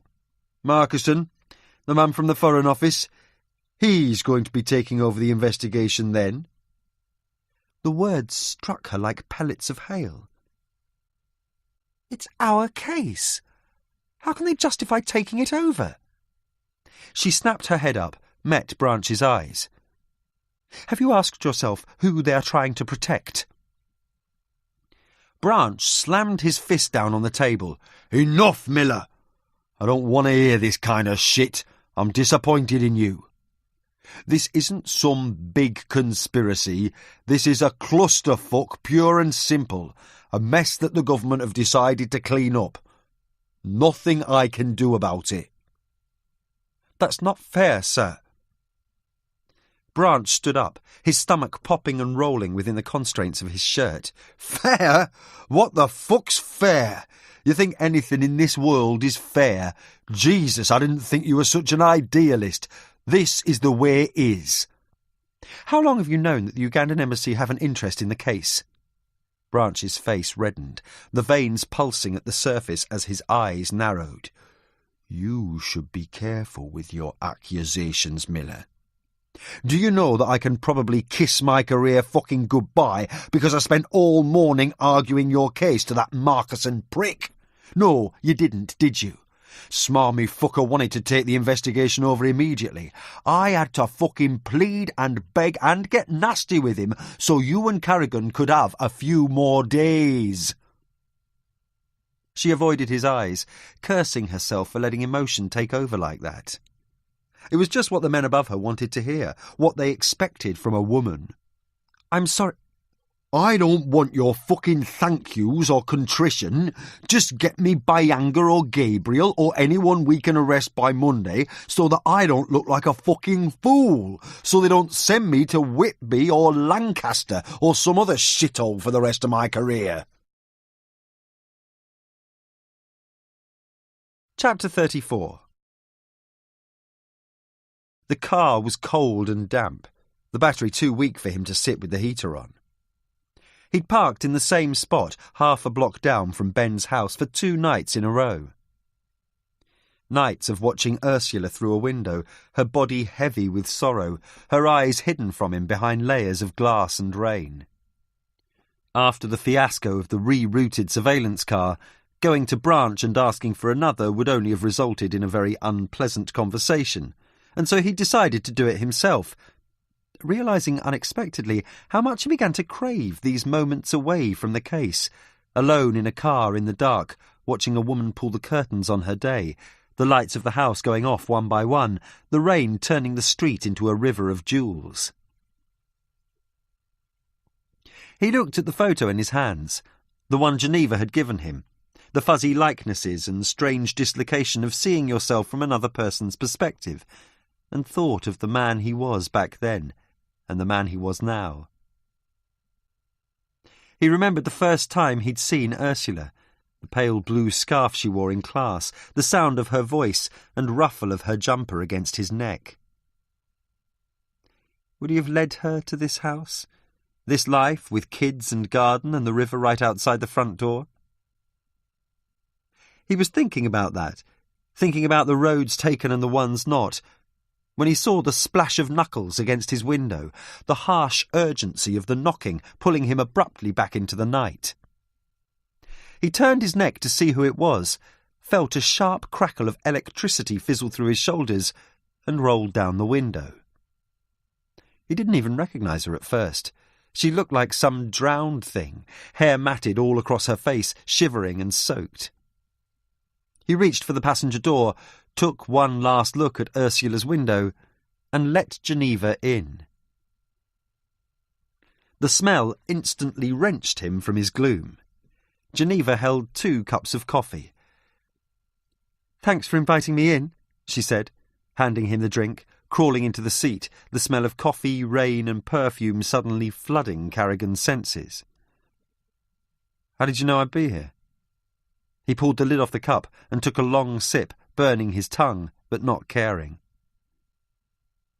"Supposed to be a detective, remember?" She widened her eyes and stirred her coffee. "You weren't at the office, you weren't at home. I knew you wouldn't be in a pub. Didn't leave me many options." Carrigan wasn't sure whether to be annoyed or glad for the company. He watched the house through the rain, but there was no movement or light coming from inside. He knew Ursula would be up soon. 2 nights he'd been watching, and she hadn't managed to sleep through one of them. She'd wake, stare out the window at the dark, then turn and head down to the kitchen. The light would go on, and he imagined her pouring a strong drink, looking at the pictures of her life and wondering about the same things he was, fate and luck, and how you end up as someone unrecognisable to yourself. "And besides, I knew you wouldn't leave a lady in distress alone." Geneva pointed to the house. Her fingernails had been cut and painted black, and he wondered if she'd been on the way to somewhere, whether she had a boyfriend or family or friends, someone to take her away from everything they'd been through these last few days. "You and Ursula," she added. He stared down into his cup. "Ben's my best friend. I'm just watching out for his wife." "Yeah, right," Geneva laughed. "A woman can tell these things, you know." He stared back up at the silent house and said nothing. There was no point in explaining. "You haven't told me what you're doing here." She shuffled in her seat as if to draw herself in. "I went to see Branch," she said, her voice whispery and hesitant. "I told him about your connection to Africa." "You should have told me first," Carrigan replied, his voice strangely muted. "I thought we'd established some kind of trust between us. He shook his head and looked out of the window, knowing he was letting his emotions get the better of him. Forget it. You did the right thing, and that's what matters. He looked to see how she was taking this, but her face was gaunt and drooped. What's wrong? She sipped her coffee, noticing the crisps littering the car, chocolate wrappers and crumbs stuck between the ridges of the seat fabric. Branch gave us a deadline. 4 days.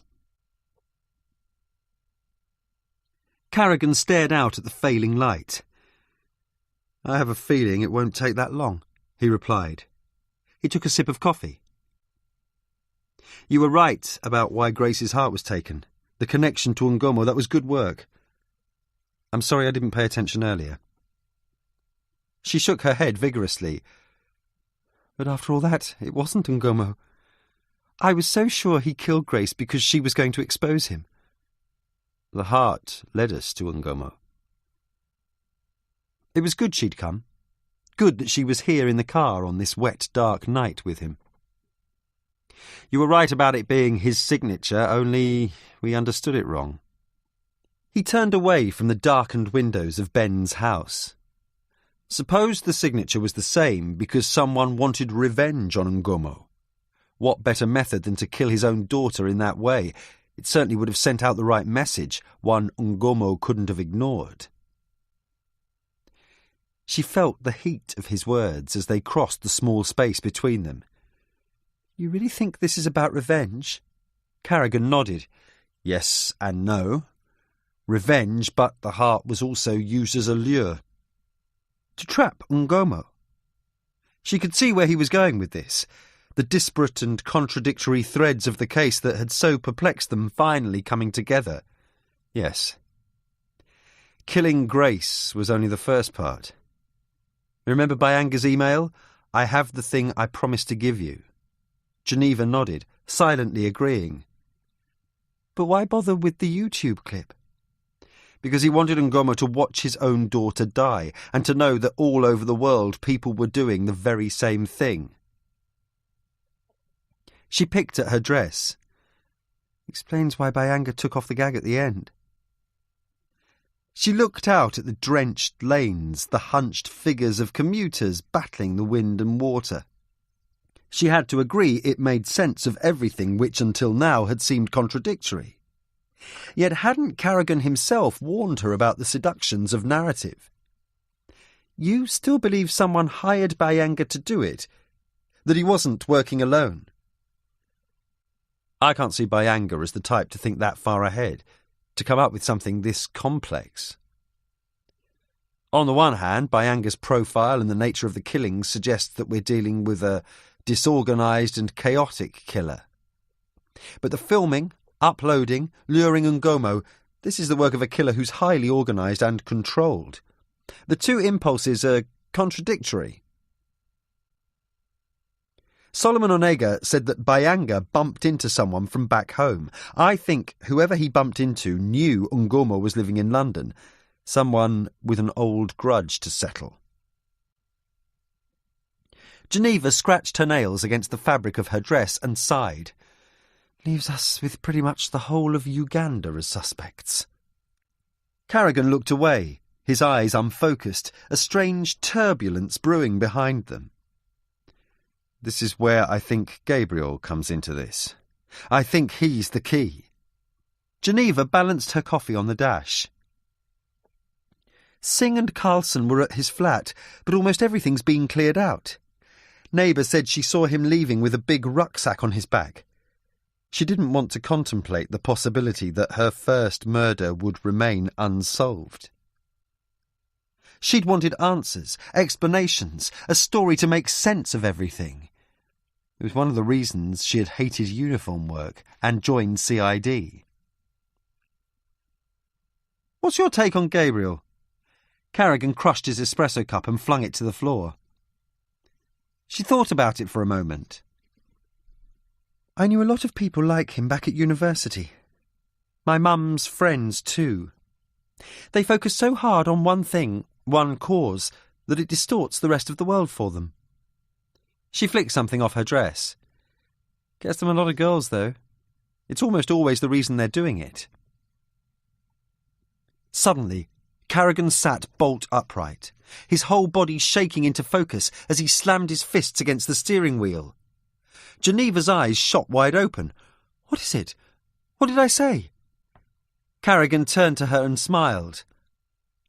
"I know where Gabriel's hiding."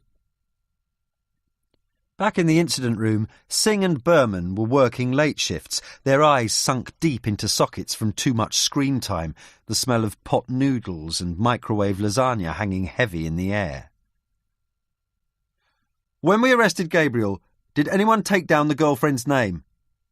Carrigan had barely got his breath back after having insisted on using the stairs when the lift was taking too long.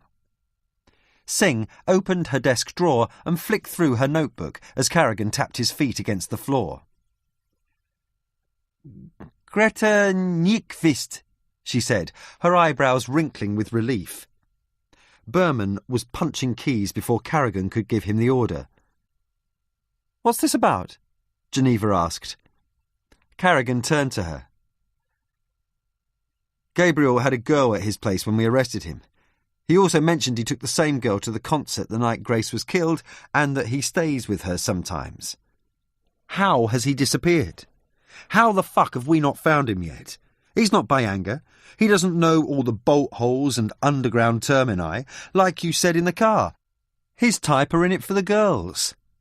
Where else is he going to hide?" Chapter 35. They arrived as dawn broke, the light leaking meanly into the concrete plaza. The Biko estate stood grey and hazy in the early morning mist, its top floors obscured by low cloud and intermittent rain. There'd been nowhere to get breakfast on the drive over, and Carrigan felt stretched at the edges, hung over from too little sleep and too many pills, his stomach burning and his brain reeling with theory and supposition. They parked under a grey overhang of concrete, silently got out of the car, checked their equipment and radioed in their position. Singh and Berman had wanted to come as backup, but Carrigan had quickly vetoed the idea. The last thing he wanted was another blazing blue light entrance, freaking Gabriel and making him run. And if they were wrong, if Gabriel wasn't here at all, then Branch would punish him for wasting resources, use this failure as another reason to pass the case over to the Foreign Office. Carrigan didn't know how much longer he'd be in the job, but he was determined to finish this case regardless of the consequences, and it surprised him, this newfound energy and sense of mission. He thought he'd lost it permanently a couple of years ago, that this was what happened when you'd been in the job too long. He couldn't tell if it was the shadow of Africa, the deviousness of Bayanga, or having a partner like Geneva, but on this cold and grey morning he felt like a rookie on his first big case. Geneva put on her vest, mace, belt and gloves. "How are we doing this?" She stared up at the looming tower, tried to count floors, isolate the 16th where Greta Nyqvist lived, but the building disappeared in a smear of cloud 10 floors up. Carrigan shut the car door. "We're just going to ask him to come in for a friendly chat and not mention Ngomo at all," he replied as she followed him through the path and up to the entrance. He pressed several buzzers, said, "Parcel for you," and listened for the sound of the release catch. They waited for the lift, silent, each eyeing the doorways either side of them, the dark moor of stairs rising to their left. The lift was surprisingly quick, the numbers flashing by so fast that they were unprepared when it came to a shuddering halt. The door sliding open and depositing them in Greta's hallway. There were 3 flats to either side of them, an overflowing rubbish bin and a fire escape. Geneva took a deep breath and knocked on Greta's door. She jumped back as it swung open under her fist, the lock unlatched.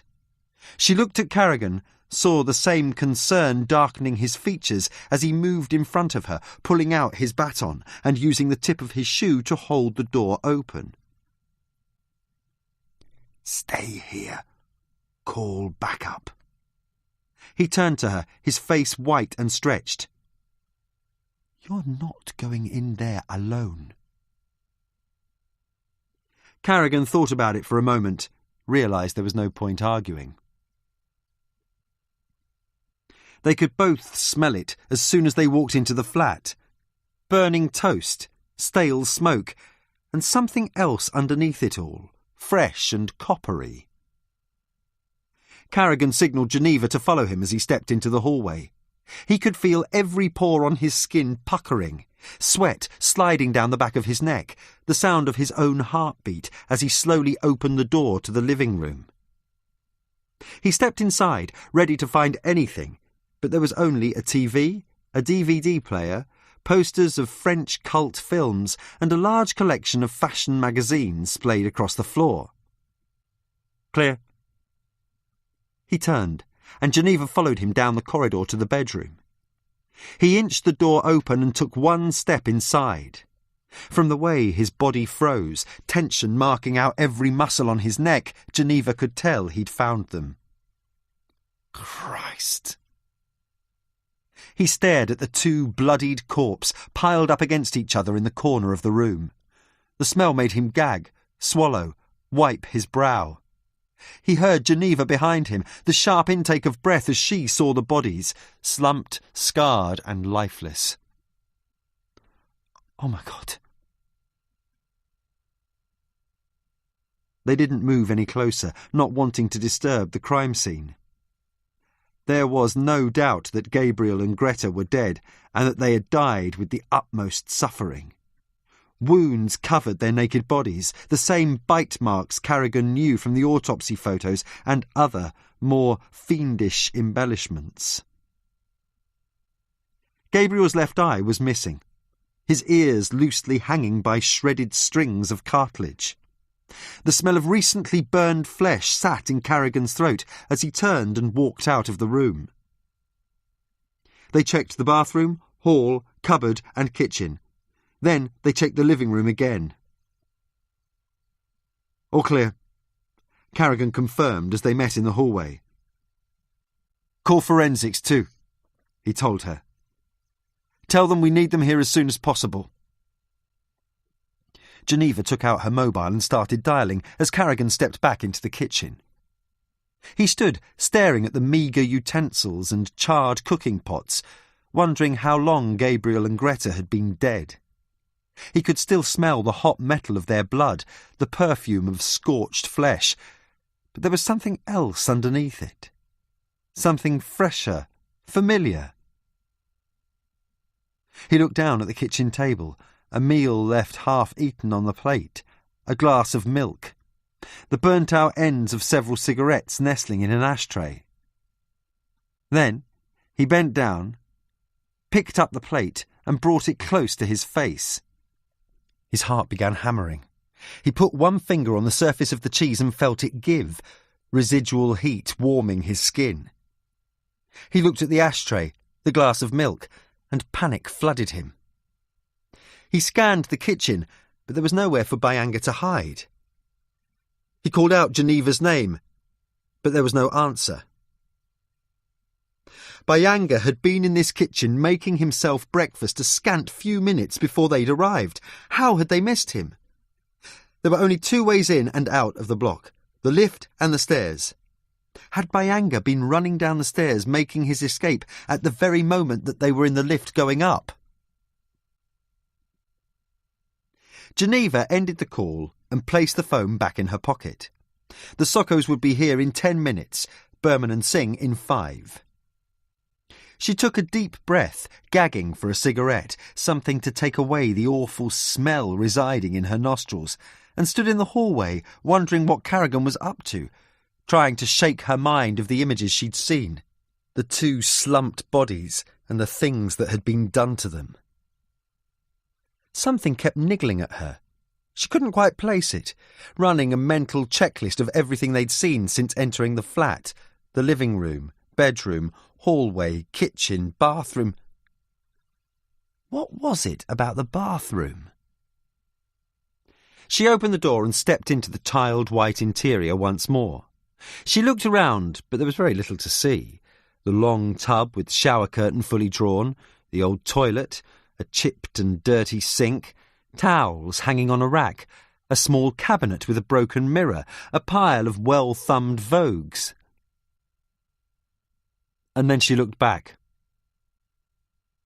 Behind the towel rack, she could see a door. It looked like an airing cupboard, big enough for someone to hide in. She couldn't tell from where she was.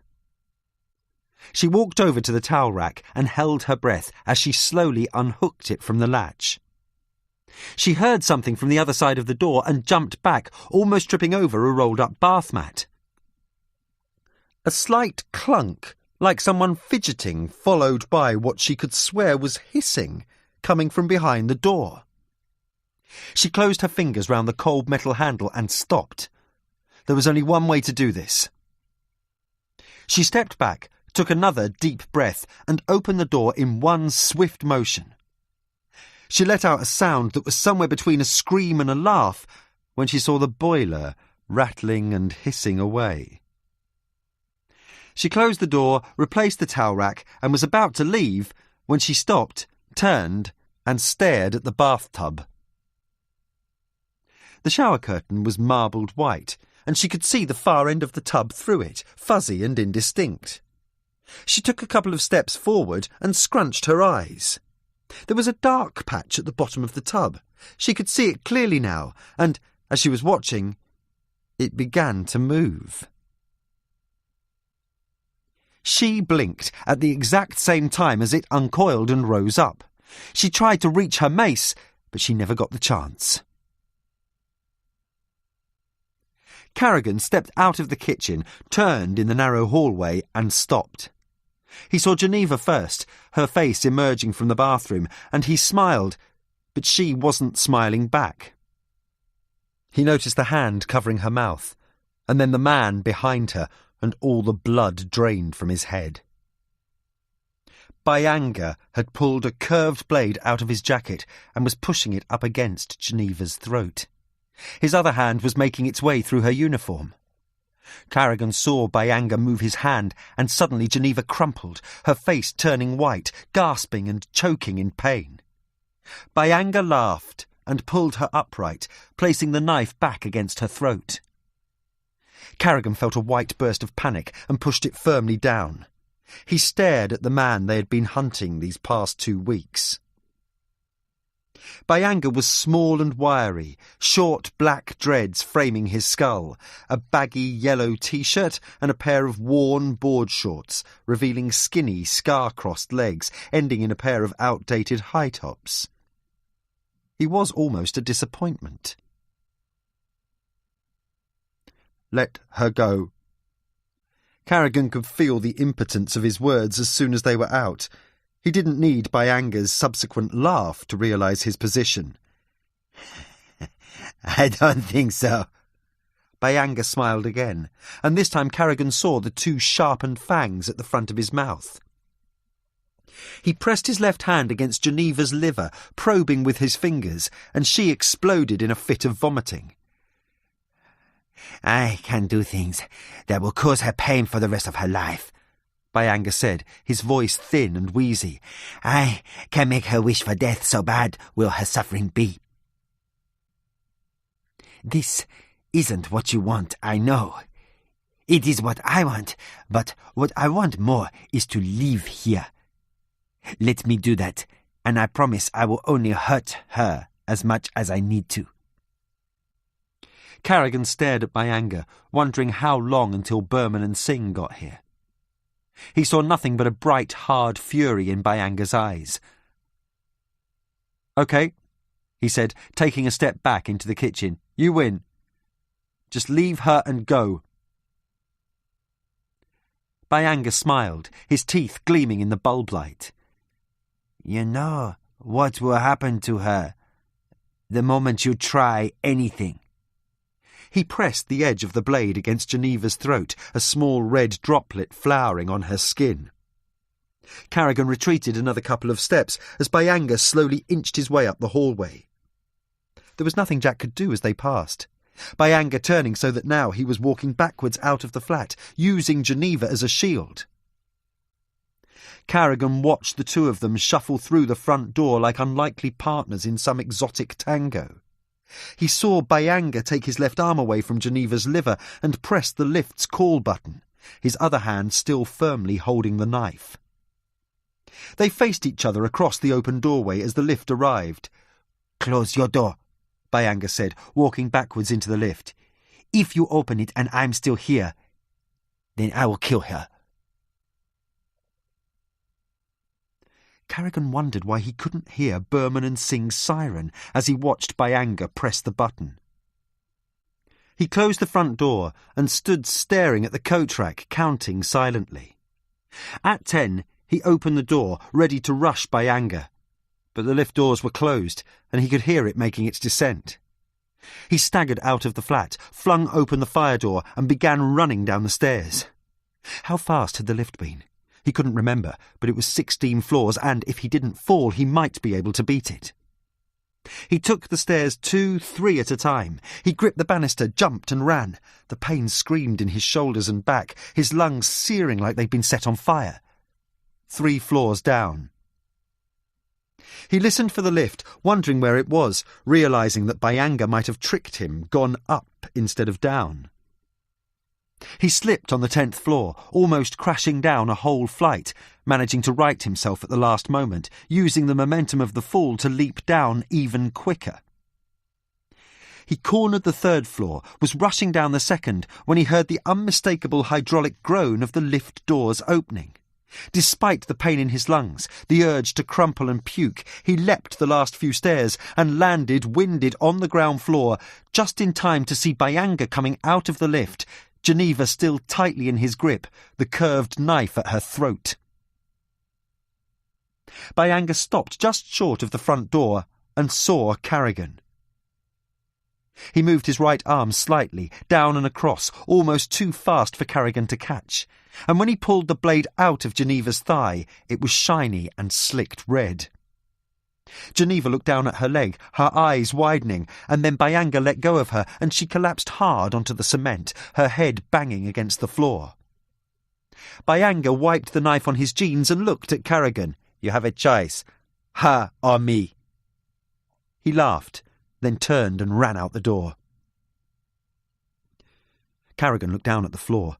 Geneva passed out, the blood slowly pooling around her, and he knew he had no choice. He saw Bayanga disappear over a rise, silhouetted against the early morning light.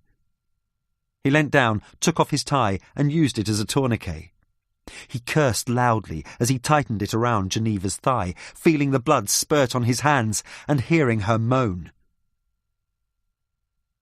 He held Geneva as she began coming to, her body shaking in violent convulsions which he tried to contain in his arms, the blood turning his tie black. He took her hands in his and, as the screaming sirens came to a halt, he felt her small fingers entwine in his and press once gently. Chapter 36. By the time Berman and Singh had arrived with backup, Bayanga was nowhere to be seen. They'd spread out and executed a grid search of the area around the tower block, but they found nothing. Bayanga could have got on a bus or had a car waiting and been out of the area by the time anyone had even started looking for him. Carrigan had held Geneva, staunching the bleeding in her thigh, pressing his palm into hers, letting her know he was there, watching over her until the paramedics came. She'd been admitted to hospital, stitched up, given a fistful of painkillers and released the same evening. He'd waited for her outside the steps of the hospital, and when she'd appeared, surprised but happy to see him, he'd driven her back to her flat, refused her offer of a drink, and watched as she closed the door firmly behind her. He sat in the car outside her house, yet another darkened vigil, and when morning broke, he silently eased it out of its spot and into another day. He unwrapped another piece of chocolate, put it in his mouth and let it slowly melt. The rain had stopped for a while, leaving the road slicked with a wet membrane reflecting the passing lights of cars.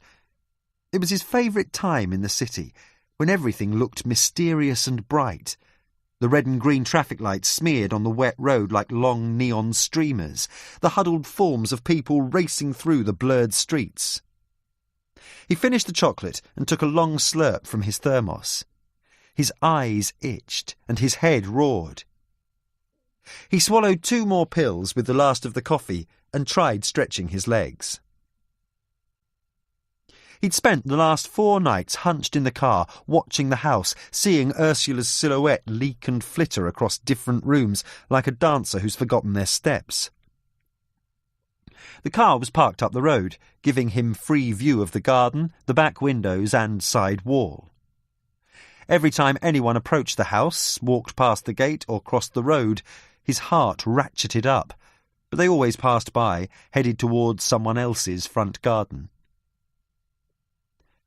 His eyes kept drifting back to the piece of paper in his hand, the clipping Geneva had given him, trying to see himself in the stricken expression of the young man climbing onto an aeroplane, one arm draped across his best friend's shoulders.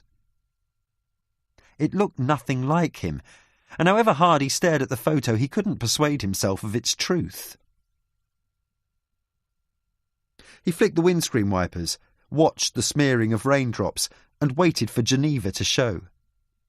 She'd turned up again the previous night, knocking on his car window, sitting beside him, the heat coming off her in waves.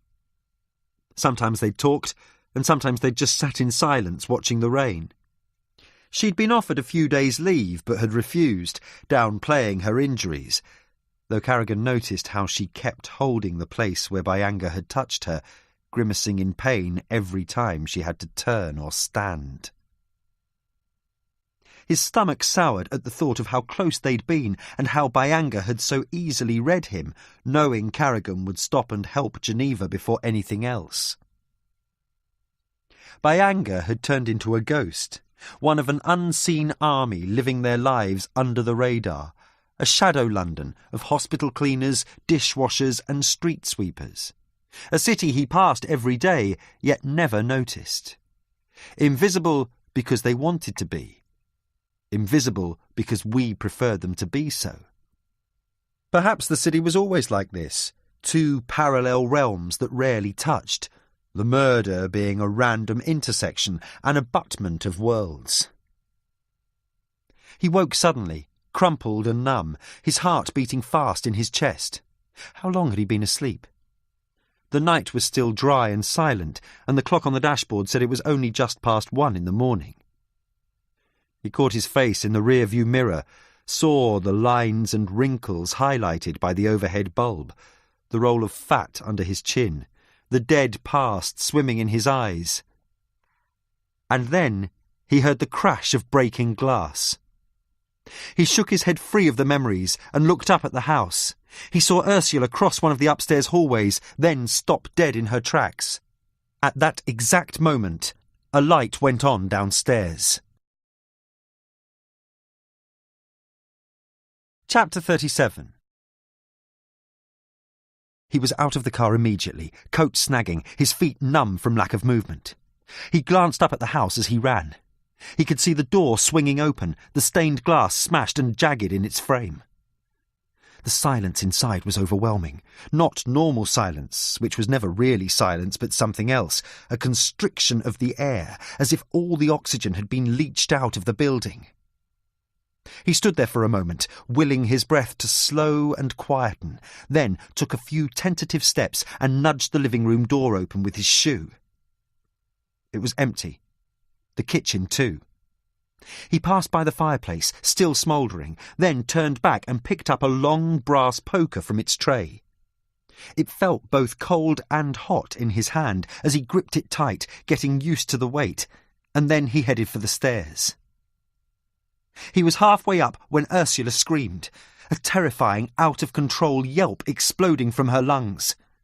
There was no time to react. The ensuing gun blast filled the silence, leaving his ears ringing. The next thing he heard was a thud, like an exhalation of breath from somewhere upstairs, the dead weight of Ursula's body hitting the floor. He took the stairs 2 at a time, willing his mind to block out the images that were flooding it. Ursula supine on the floor, Ursula with her head missing, a halo of blood curdled around her neck. Ursula turning to him in a darkened lecture theatre. He concentrated on putting one foot in front of the other, never having noticed there were so many steps before, and made the landing winded, almost unable to stand. A thin tendril of smoke curved up from the door to Ben's bedroom. The smell, sharp and rich, filled Carrigan's nostrils as he approached. He kicked open the door, swinging himself into the room, poker raised in his right arm, ready for anything but what he saw. It took him a second to readjust, to focus, and then fear took over as he stared into the black rings of the shotgun's barrels. "Don't!" he shouted, dropping the poker, standing rigid in the doorway. "It's me!" Ursula was standing at the far end of the room, pointing the shotgun at him, using her left arm as a crook. Her eyes didn't even register his entrance. "Ursula, put it down." He glanced at Bayanga's body sprawled out across the Persian rug.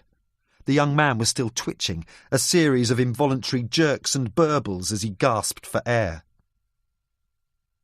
Ursula's eyes met his, and for a moment he thought she was going to pull the trigger. And then he saw a flicker of recognition pass across her face, and her eyes rolled back into focus. Bayanga twitched once more and took a cracked breath, which he never exhaled. "It's okay."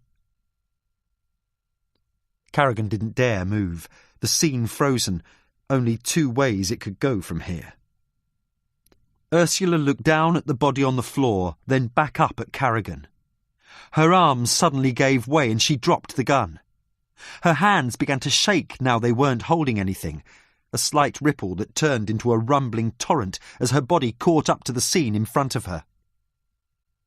Carrigan walked over and took her hands in his, surprised by how cold they felt. He put his arms around her. "I'm here now." Ursula didn't answer, her eyes fixed on Bayanga. Her voice faltered and cracked. I thought he was going to kill me." Carrigan held her tight. "There was nothing else you could have done," he whispered. "It's over." He stood next to her as she sat down in Ben's armchair, shaking so much it seemed as if she would break apart in front of him.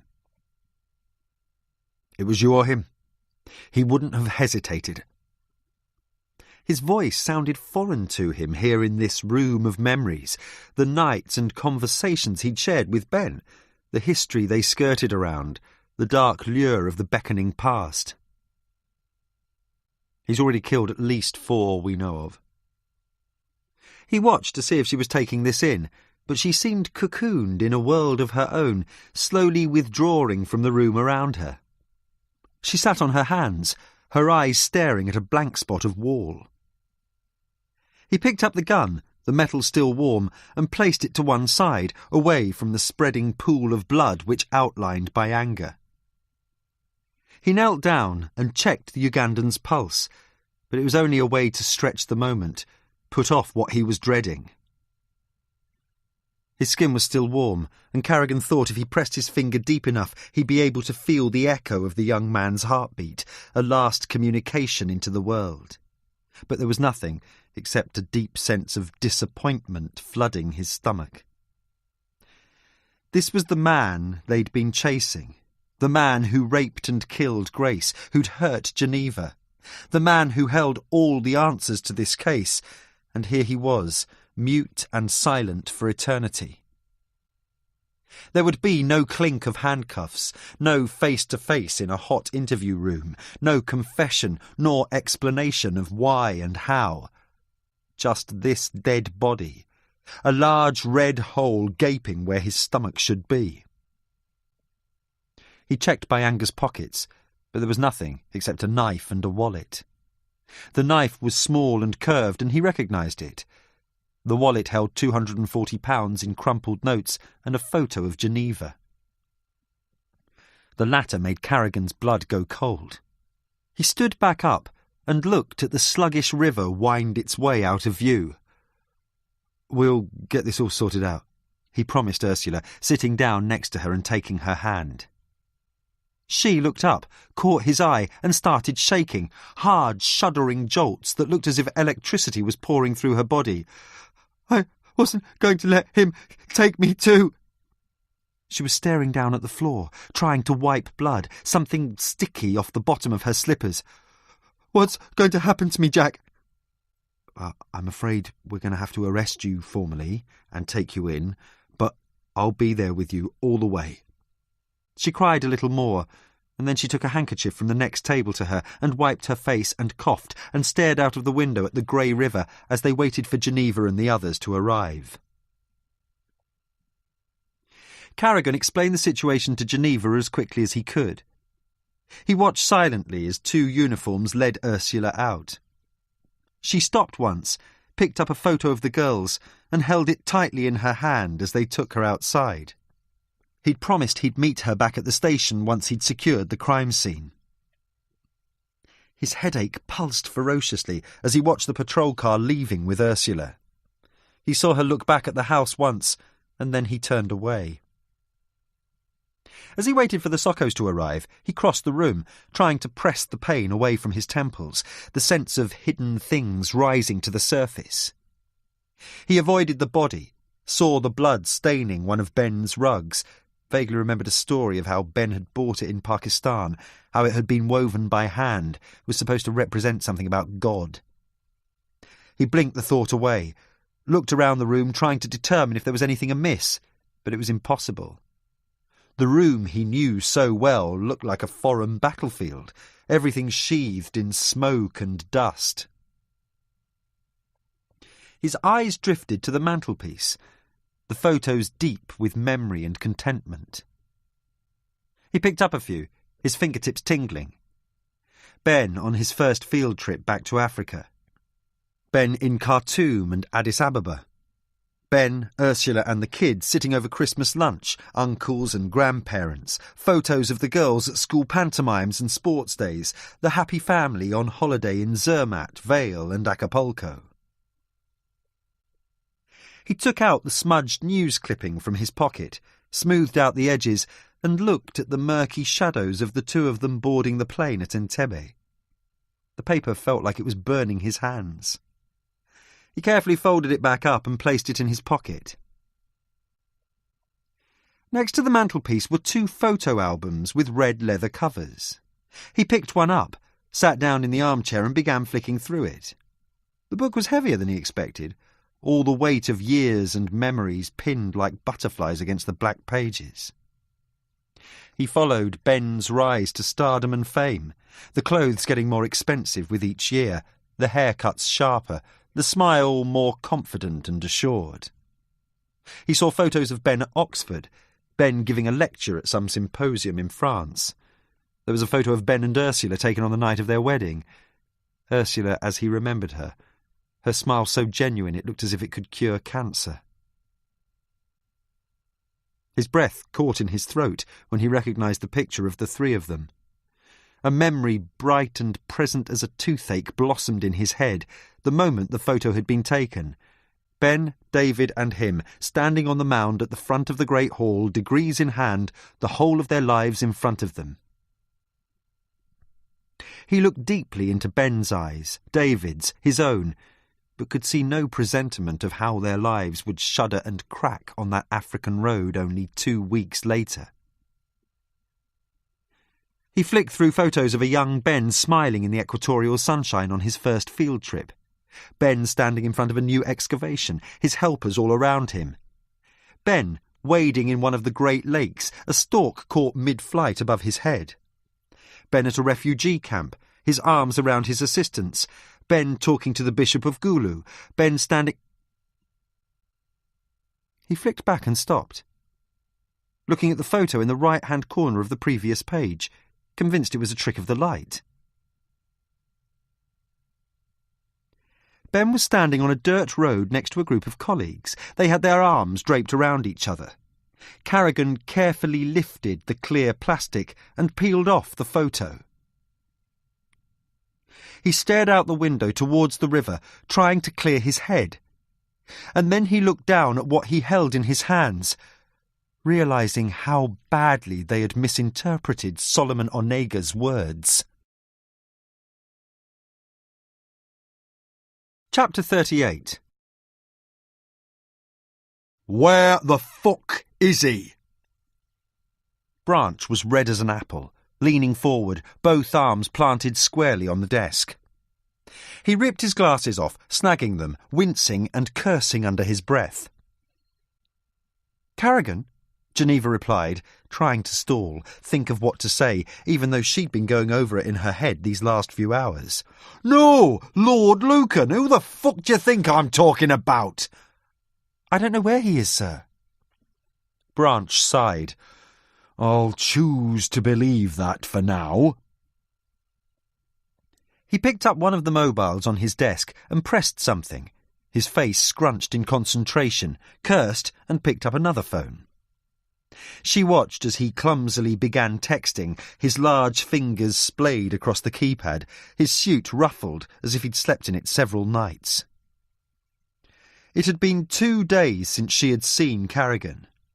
2 days since anyone had heard from him. He hadn't turned up at the station after Ursula's arrest, nor was he at his flat. Geneva had tried his mobile, leaving several messages, but as yet there had been no reply. Branch read something off one of his phones, smiling to himself. He looked up at Geneva as if she'd only just stepped into his office. "Good work, Miller. I'm very impressed." She didn't know what to say. Hadn't been expecting this at all. "What for, sir?" Branch put his hands together in front of him, pursed his lips. "For bringing this case to a satisfactory conclusion, of course." She leant forward in the chair, feeling its rough bristles chafe against her tights. "It's Carrigan you should be thanking. If he hadn't been there when Bayanga—" "Nonsense, Miller," Branch interrupted. "All very well to give credit to your superiors, but I think both you and I know that Carrigan should have cracked this one much sooner." Branch pulled out a sheet of paper from a yellow file folder and studied it. "Anyway, it's over for him." "Sir?" Branch sighed. "He's gone missing, for God's sake. No one's seen him since Ursula's arrest. He's finished." She could tell that he was happy Carrigan had given him the opportunity he was looking for to shut down the case. But if Carrigan hadn't worked out that— "People have noticed you, Miller." Branch interrupted her again, his voice serious and grave. "What you've done to bring this case to its conclusion, the risks you took in the line of duty. Your reinstatement to Detective Sergeant is permanent, effective immediately. You should start thinking about where you want to go next." Geneva sat back in the chair, taking a deep breath. The pain came again, sharp and sudden, making her reach for her side. She bit her lip and counted to 3, waiting for the spasms to subside. "I'd like to stay on Detective Inspector Carrigan's team, sir." Branch tapped his fingers on the table, a slow and steady rhythm. "I'm not sure that's really what you want. I'm not sure D.I. Carrigan will still be here once the review board's had its say." "Well, if he is..." She felt a pulse throbbing behind her left eye. "That's where I want to be." "You should think carefully about this, Miller. Think what being associated with someone like Carrigan could do to your career. As I mentioned, people have taken notice of your work. Even that prick from the Foreign Office told me to congratulate you." She felt it in the tone of his voice, the glare of words that weren't being said. "The case hasn't been resolved yet. Not to my satisfaction." Branch took off his glasses, breathed on them, then put them back on. "That's exactly the kind of thing I'd expect from Carrigan." Despite the insult, Geneva felt strangely proud. "We have the killer. That's what matters." Branch looked up, his glasses smeared and whorled with fingerprints. "You're not in any doubt that Bayanga killed Grace, Ungomo and the others?" "No." "Well then." Branch smiled. She crushed her shoe against the side of the table, thought carefully about her next few words. "Bayanga was working for someone, we're certain of that. He was hired to kill Grace, and until we find out who paid him, the case is still open. We need to interview the Ugandan diplomats who took our evidence. We need to find out more." Christ, Miller, can't you just take your win and go home and relax? He passed over a stack of newspapers lying on his desk. She could see Bayanga's photo plastered above the fold, the headlines "Werewolf of London gunned down" and "Valentine Slayer slain" in bold type. "Is this Markison's work?" Geneva pushed the papers back across the table. "Did he dictate that to the press word for word?" Branch opened his mouth, then closed it. He looked at Geneva sadly and shook his head. "We all have a job to do, Miller, and we all do that job to the best of our abilities. You think I'm happy with this? I was supposed to be going on a fucking holiday yesterday, first one in 3 years. My wife didn't take it well, and I don't fucking blame her. So you see my situation. I've got a choice between giving upstairs a neatly wrapped case and taking my holiday, or I can present them with a dubious conspiracy theory from a detective who's gone AWOL, a conspiracy involving the Ugandan embassy and our own foreign office. Which do you think I'm going to choose?"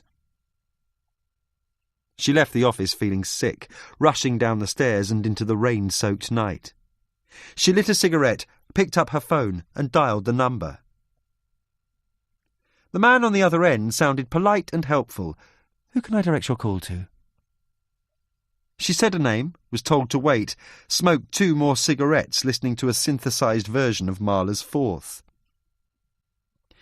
Markison's voice, cold and clinical, cut through the phone static and sounded as if he was standing right there next to her. "Detective Miller, how pleasant. I've been wanting to say how grateful we—" "You owe me a favour," she interrupted, cigarette clamped between her teeth. Markison didn't reply, but she could hear him breathing on the other end of the line.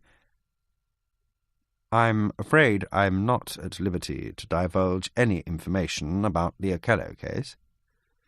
"This has nothing to do with the case." "OK," Markison replied tentatively. "I need a list of British nationals reported dead or missing for the year 1990. Markison was silent, then finally he said, "I can do that." Geneva smiled through the rain. "And there's one other thing." Chapter 39. He sat on the train and watched the rain obliterate the western outskirts of the city. Children nagged their parents. Men whispered into mobile phones. Computer games bleeped and, above it all, the relentless hammering of the rain against the windows, smearing the outside world into inchoate shapes as if only these few remaining travellers had been left unwarped by the weather. Carrigan flicked the lid off his coffee, stared at the watered-down muck, more beige than black, and pushed it to one side. He looked out as the train scrolled through the western suburbs, the factories and warehouses giving way to endless cities of cars stacked in multi-level parks, reservoirs, shopping malls and gasworks poking through the grey clouds like the battlements of some ancient fortress.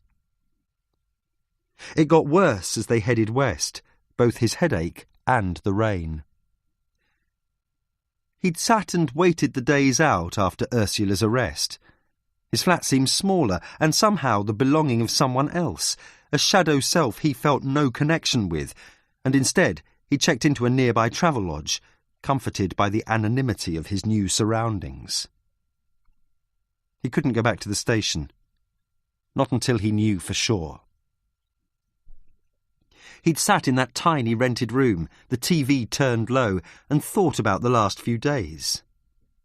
He went over it again and again, each time coming up short.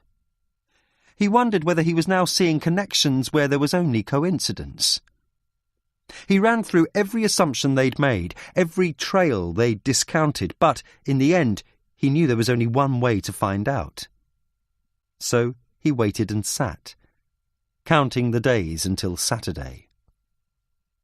And now here he was, speeding across the waterlogged rim of the country, the Channel a small grey smear to his left, the uplands wet and hooded in the mist like the bowed heads of supplicant monks.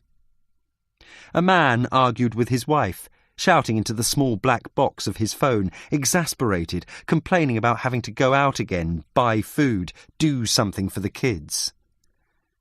The hassle of normal life buoyed Carrigan with its remoteness to his own, as if the world was divided into those who dealt with death and those for whom it was only the unspeakable shadow in the corner of their lives, the late visitor you'd forgotten was coming. He almost missed the stop, the tangle of his thoughts and grey swales of rain all but obscuring the small village station. As he stepped into the storm, the wind and rain lashed up from the Channel, shadowing the small houses and twisting streets of the village. He took the back way, avoiding the parade of shops, sludging through 2 feet of water which had turned the narrow cobbled lanes into torrents. He climbed the long hill, leaving the winking lights and pub signs swaying in the wind far behind him, and crested the rise, stopping to stare at the dark murk of water ahead. Somewhere, over the fog and rain, lay France and the rest of the world, but here it seemed the earth stopped at this rocky promontory, and that there was no other world beyond, only the illusion of one. The gate was locked, and it took him a couple of attempts before he managed to tumble the cylinders on the padlock and line up the numbers. The soft click, almost hidden by the rain, made his stomach drop, as it always did.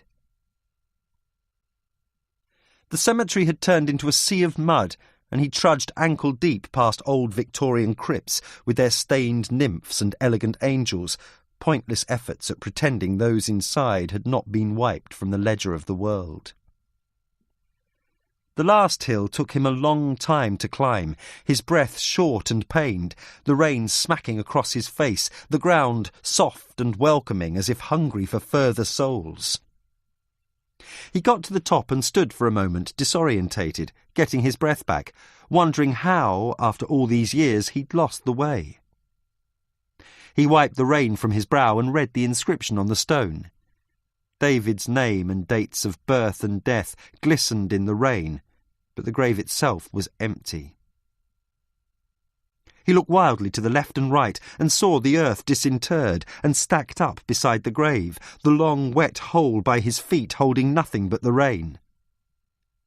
He noticed the dark shadows cast by the chapel ahead of him, remembered cold greetings in that bare place, hands shaken slowly, the tears of family and friends. And then, years later, only the emptiness, the way it always seemed colder inside than out, the silences that stretched beyond language. The path was slippery with leaves, the rain coming down harder, his shoes squelching against the flagstones. The door to the chapel was open, as he'd known it would be. He took one step inside and saw the gun. Chapter 40. "I knew you'd make it," Ben said, the gun in his right hand, mud and rain streaking his face and clothes. "You were always predictable, if nothing else."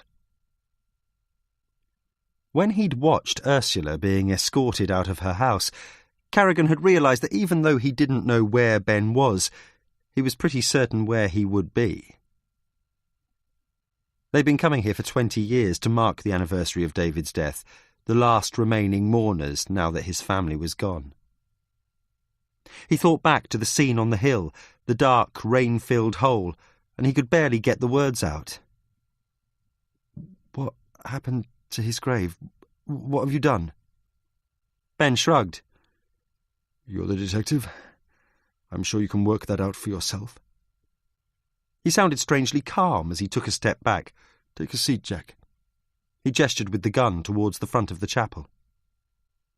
Jack crossed the nave, staring up at the black wooden ribs vaulting the ceiling, the murky drama of a stained glass tableau rattling in its frame, and headed towards the altar. Ben always just far enough behind him so that he couldn't make a play for the gun. Is this really necessary? Ben laughed, a throaty rumble echoing through the empty stone chapel. I think you know it is. Jack sat down in the front row of pews, the wood hard and dry against his back, and stared at the dangling crucifix as Ben took a seat one row behind him. A stained glass window depicting the Stations of the Cross shook and convulsed with each gust of wind. The figures seemed to move and reconfigure themselves, a pulsing tapestry of light and suffering. He felt the water seeping through his shoes, the soft curl of his toes against the concrete floor, the cold kiss of the barrel against his skin.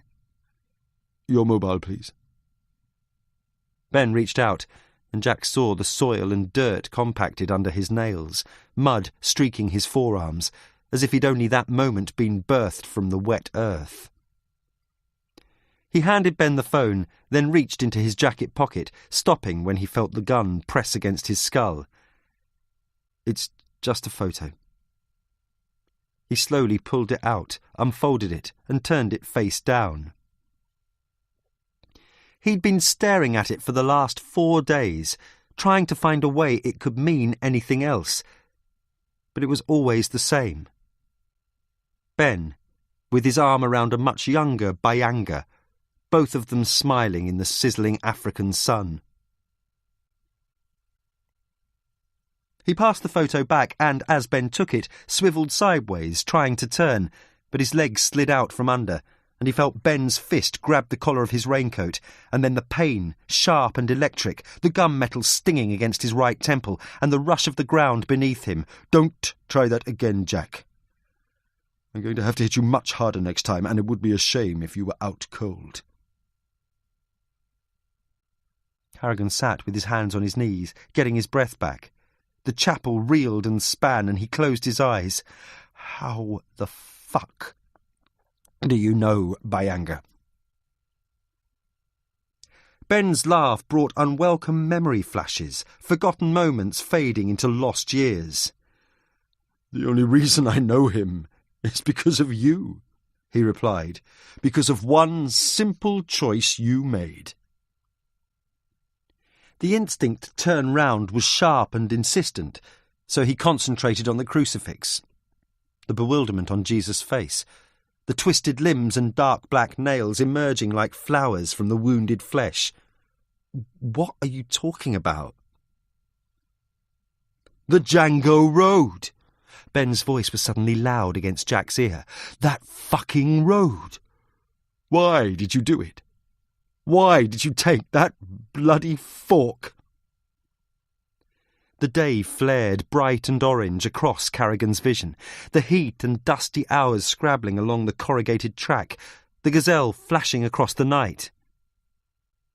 Did you hear me, Jack? Ben telling him to make a decision, any decision, David yawning in the back seat, the smell of spilt cola heavy and thick as burnt rubber. None of us knew, Ben. But it was your choice. Just like Africa was your choice. You can't be serious. 20 years he had been a detective, and he'd never suspected Ben felt like this. It was your notebook they found. You killed David when you took that road, and you walked away from it. As always, walked out of there with barely a scratch. You never once thought about what we went through. You never even asked. He knew Ben was right. Knew he'd been avoiding it like he avoided the pictures of David and the wedding photos, brittle with dust stored away in his attic. I just wanted to forget everything. The words tasted raw in his mouth. I never wanted to think about it again. convenient, Jack. Every time I tried to bring it up, you'd put on that sour old man face of yours, and I'd know the evening was over if I continued. You thought we could just leave it behind us, chalk it up as some youthful adventure gone wrong. But the world doesn't work like that. A thing such as this has consequences. You can spend your whole life ignoring it, but one day you turn your head and realize it's been right there behind you all this time. The sound of Jack's mobile punctured the silence. Ben had placed it in one of the Bible stands, and it jumped and vibrated against the wood like a trapped insect. Ben caught him looking at it. "It won't help," he said. "No one's coming, just like no one came for us that day." What happened in the camp? Tell me what the fuck they did to you. It's not what they did. Ben pulled a quarter bottle of whiskey from his jacket and unscrewed the cap. He took a long drink and wiped his mouth with his sleeve. It's what we did. Chapter 41. We saw you sitting in that small room as they led us away. Your head was hanging down and you looked like you'd already given up. They should have been doing this face to face. They should have been doing this back at Ben's house over drinks and cigars. The urge to turn round burned through Carrigan like liquid fire, but he could feel the sharp poke of the gun's barrel against his back and the way it kept shaking as Ben's voice stumbled and faltered on the words. So he closed his eyes and listened to the chapel buzz and rattle with rain as Ben continued. They stripped us of our clothes and marched us to a cell. 30 men in a space the size of someone's bedroom. 2 metal poles stretched across the middle of the room, anchored into each wall. The prisoners were chained by their feet to this pole, their wrists in handcuffs criss-crossed over each other so that if one man moved, the whole line would. The guards found a spot for us and manacled us to the pole. I lay there in the dark, my wrists and ankles already screaming with pain, not able to move, fighting off the claustrophobia, the panic, the desire to just thrash around and moan. You've never been on the other end of a pair of handcuffs, have you? Well, there's something about it that instantly reduces your body to this pulsing mass of pain. I held my breath, trying to stop myself from shaking, and listened to David mumbling the Lord's Prayer over and over. I lay awake all night thinking of what they were going to do to us in the morning. But the next day was exactly the same, except that it was light, and there was no way you could pretend you were anywhere but there. Some of the prisoners spoke in whispers among themselves, but most had given up and just lay still, eyes wide, staring at the ceiling. That second night, the guards came and unshackled David. They lifted him up. I heard him gasp as his legs finally straightened, and then they marched him off. A couple of hours they brought him back, reattached the leg and arm cuffs, and left. The following morning he seemed quieter, and I noticed a few new bruises around his neck. I tried talking to him, but he complained that he was sleepy and turned away. I spoke to the man chained next to me, but it only made things worse. He'd lost track of time, of how long he'd been in the camp, why he'd been arrested, even who he was. He said everyone had been here a long time, and that once the black-throated wind started blowing, it never stopped. You strip a man of clothes, you take away the light, you put him on a bare floor with other men, and there's very little left. That's something I learned in Africa. We are not irreducible, like the philosophers and priests say. We're more like snow. We flourish in the right conditions, but we melt so easily. On the second day, they came for us. They took us to a large room. It had been a classroom. You could still see the posters on the wall, small graffiti from tiny hands, the smell of chalk. But all the tables and chairs were gone. The blackboard hung on one wall, faint smears of writing on it. English sentences like, "How do I get to?" I remember how surreal it all seemed, and what a relief to be unshackled, standing together. Then they brought the girls in. When I saw them, hope spread through me, even though I should have known better. I thought they were freeing all Westerners. But when I looked over, I saw David shaking his head. The soldier in charge lined the girls up against the opposite wall. I tried to make eye contact with the women, send them some kind of unspoken reassurance, but when I saw their faces, I had to look away. The soldiers were drinking. The oldest must have been 14. There were empty bottles of Primus littering the floor. They were smoking weed and snorting something too. Their eyes were red and full of glee. The girls were bleeding, their faces wrecked and bruised, their clothes dirty and torn. The soldiers proceeded to get drunker and rowdier. They ripped the girls' clothes off. They stood there laughing and joking among themselves. One had a video camera, this old chunky model, and was filming everything. Suddenly it got quiet. The soldier in charge pointed to David. 2 other soldiers surrounded him. I saw his eyes, and I could tell everything of the David I knew was gone. His certainty, faith, and strength. All that was left was fear. They marched him to the other end of the room. They stood him in front of the terrified girls, some kneeling now, praying hard and fast. They showed him a pistol, then pointed it at the women. The commander asked, "Which one you like?" And when David didn't answer, they started punching him in the head. He fell, and they kicked him until he got to his feet again. The commander asked the same question, and David pointed to the girl at the end. His hand was shaking and dripping blood. The commander gave him the pistol. "Shoot her!" he screamed. David closed his eyes, and they hit him with the rifle butt again. "You shoot the girl, you and your friends go free," the commander urged. The room was filled with crying, moaning, praying, and laughter. "Shoot her and you are free," he kept repeating. I could see where this was going. I could see what David was about to do, and what they would do to him in return. "I'll do it. I'll kill her," I screamed at the soldiers. I looked at David. He turned to me, smiled, and shook his head. The gunshot surprised the soldiers almost as much as it did me. David looked down at what he'd done, then calmly turned the gun on himself, placed the barrel in his mouth, and squeezed the trigger. A pale mist erupted out the back of his head, and his body crashed to the floor. Jesus Christ.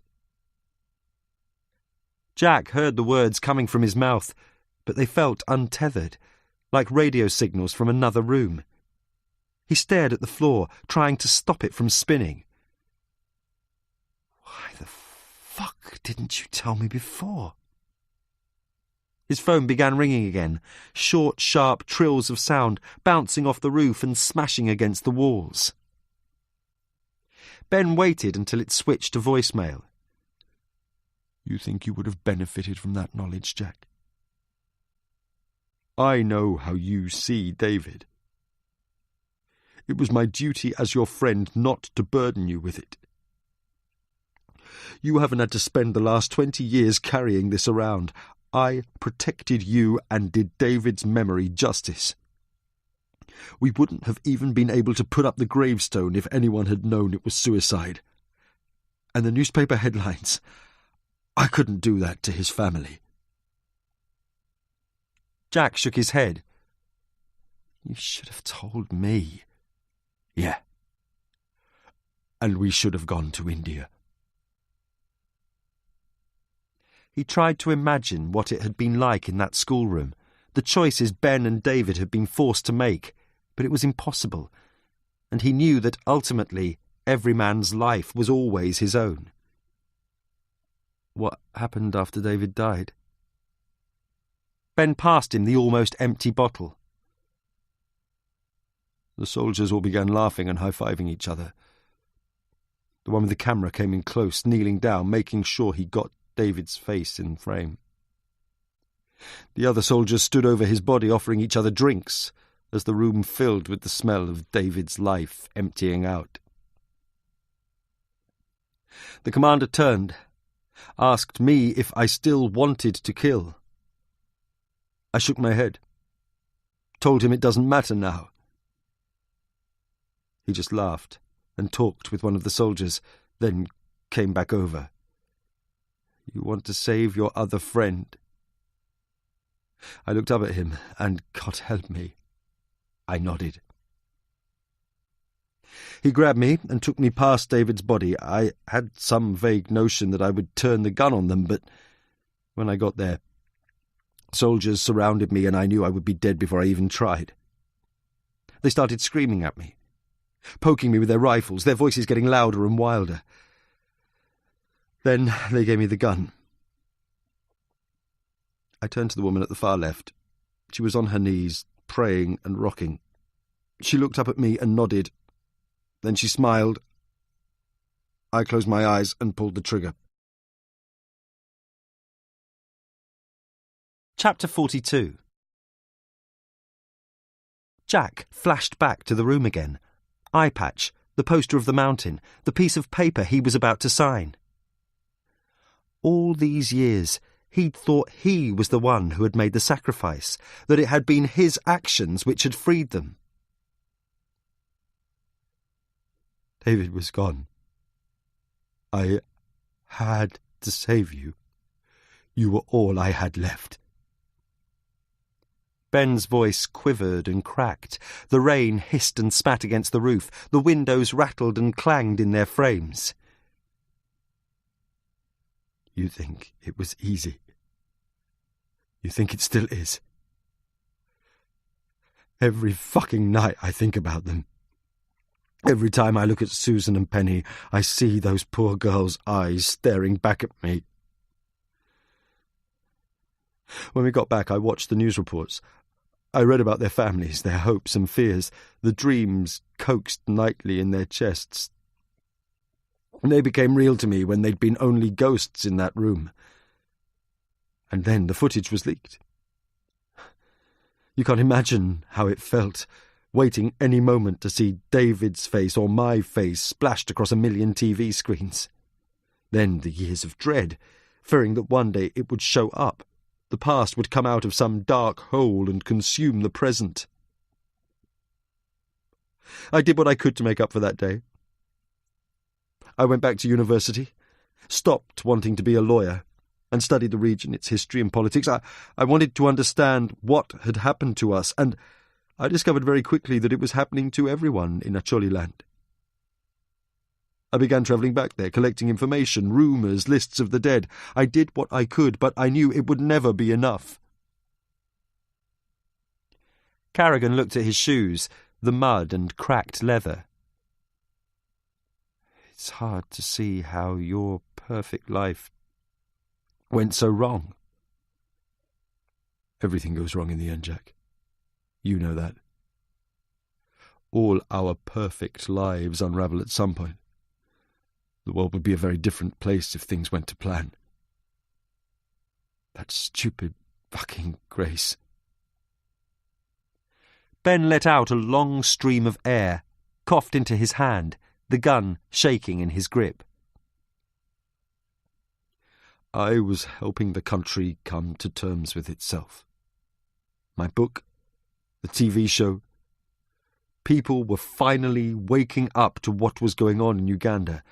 Then Grace Okello comes along and ruins it all. How did you even find out about her? Carrigan wondered whether they'd missed a vital clue, a link between Ben and Grace that could have prevented the bloodletting of the last few days. I stumbled upon the abstract for her thesis. I have to keep up with what's happening in the field, and it's normally the same old stuff, so it was a surprise, a bad one, when I saw Grace stating she would uncover the real killers of the aid workers. I immediately requested any articles she'd written from the British Library. The next day I had copies of 3 pieces she had submitted in the last year. All of them were about Ngomo and the black-throated wind. I quickly read through the first 2 and realized that Grace was getting her information from somewhere other than books. I knew all the literature about the region, but her articles contained facts and details I'd never seen before. She had a source, someone close to the ground during the early 90s. It was the only explanation. I remembered the video camera that day, the soldier taking home movies, and I knew something had to be done.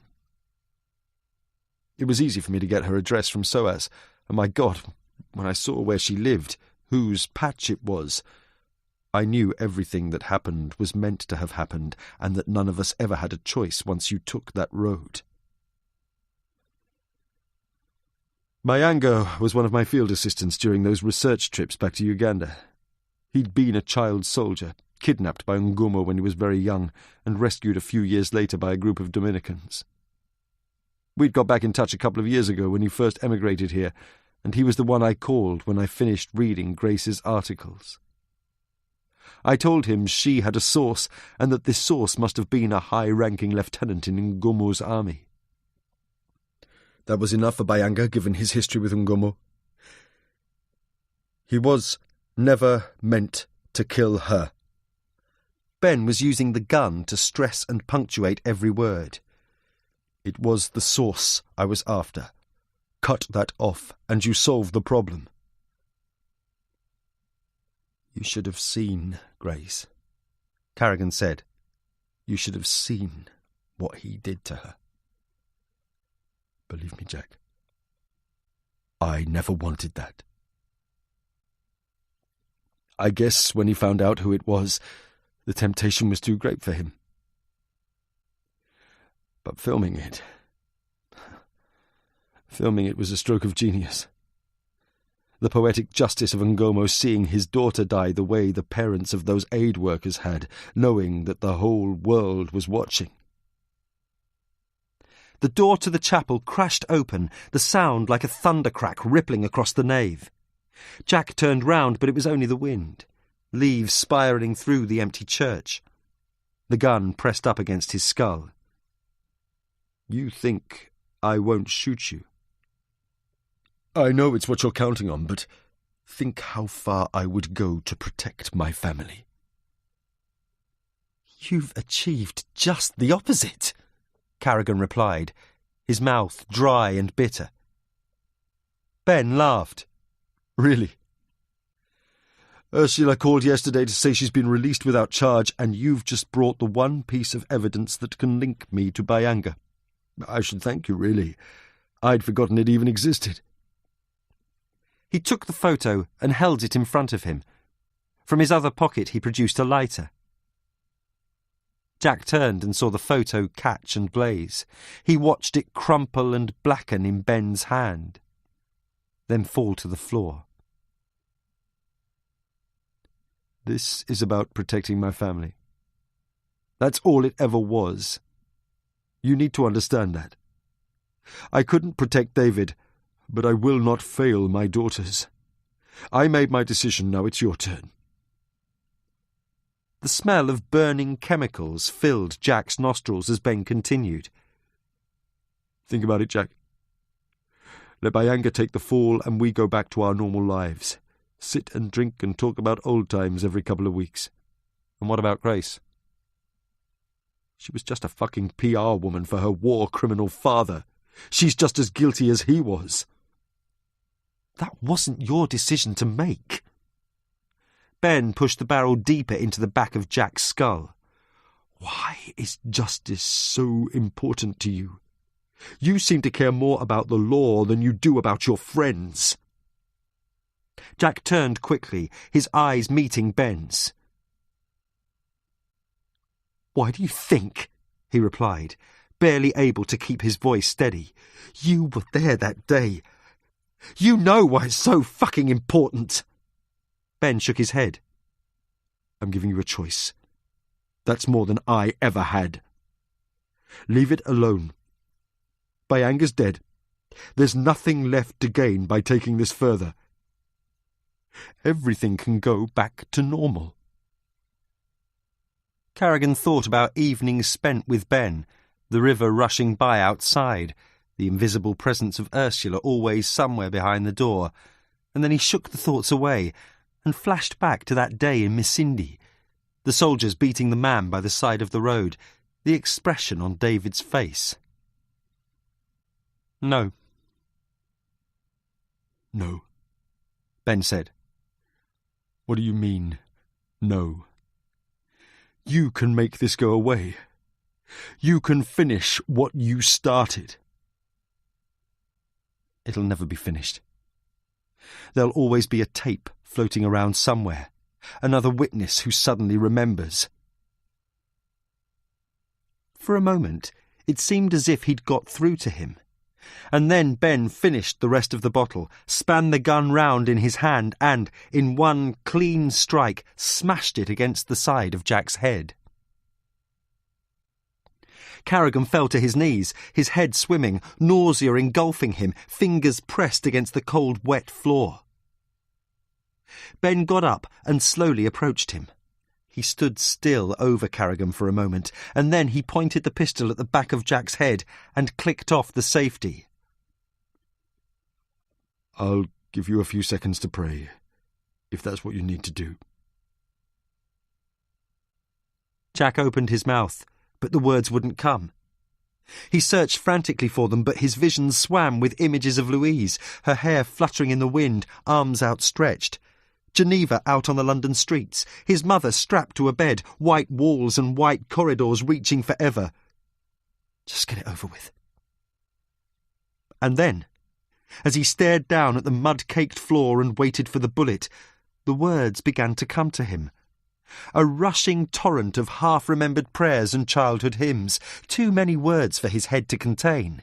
And when it felt like he couldn't hold them in any longer, he opened his mouth and they came cascading out, an avalanche of words.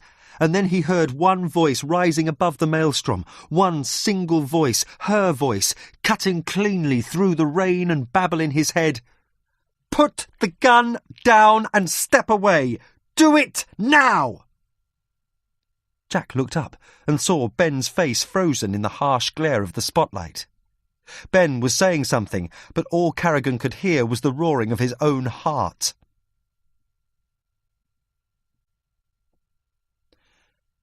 They sat on a mourner's bench outside the chapel. Geneva passed Carrigan a blanket and helped drape it around him. "How did you know I'd be here?"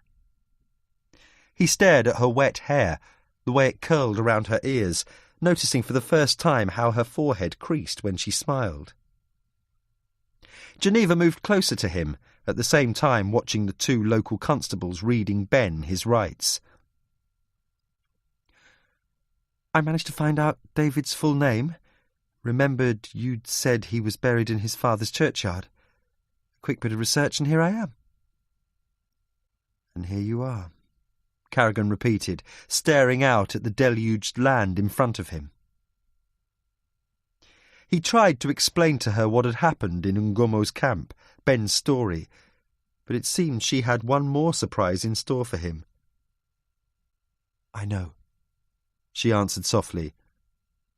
"Marcusson told me."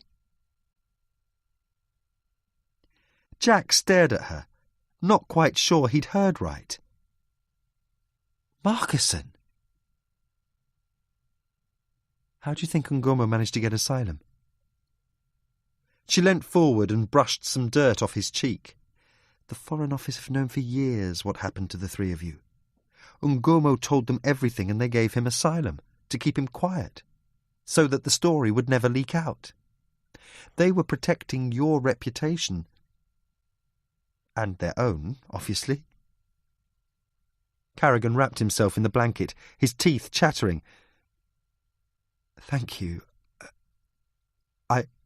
She put a finger to his lips and shook her head. Enough for now. Get some rest. He sat and watched as she got up and conferred with the constables. Then he placed the wet blanket on the ground beside him, turned and headed for the promontory. He walked slowly, the mud and rain making the world appear drab and drained, and then he stopped, distrustful of his own senses. He blinked the rain from his eyes, trying to comprehend the scene in front of him, but it was almost a thing beyond comprehension. A river ran where previously there had been only a footpath.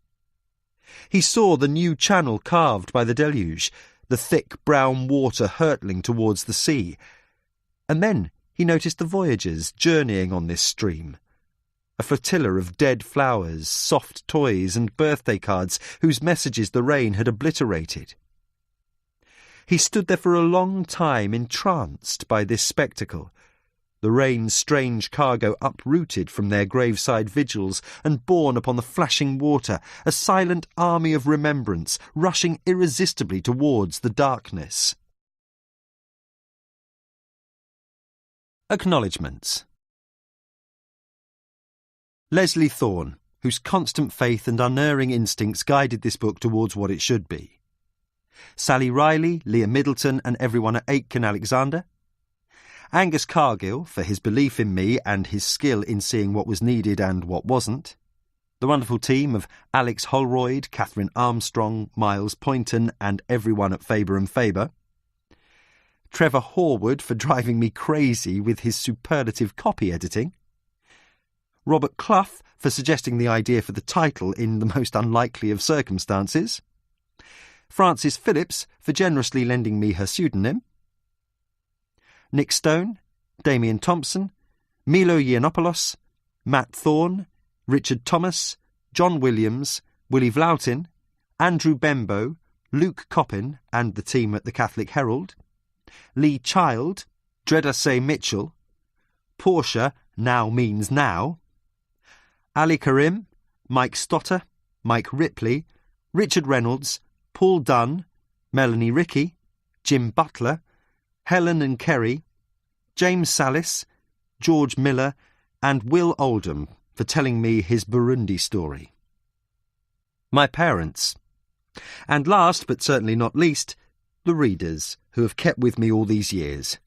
Thank you. That was A Dark Redemption by Stav Sherez, read by David Thorpe.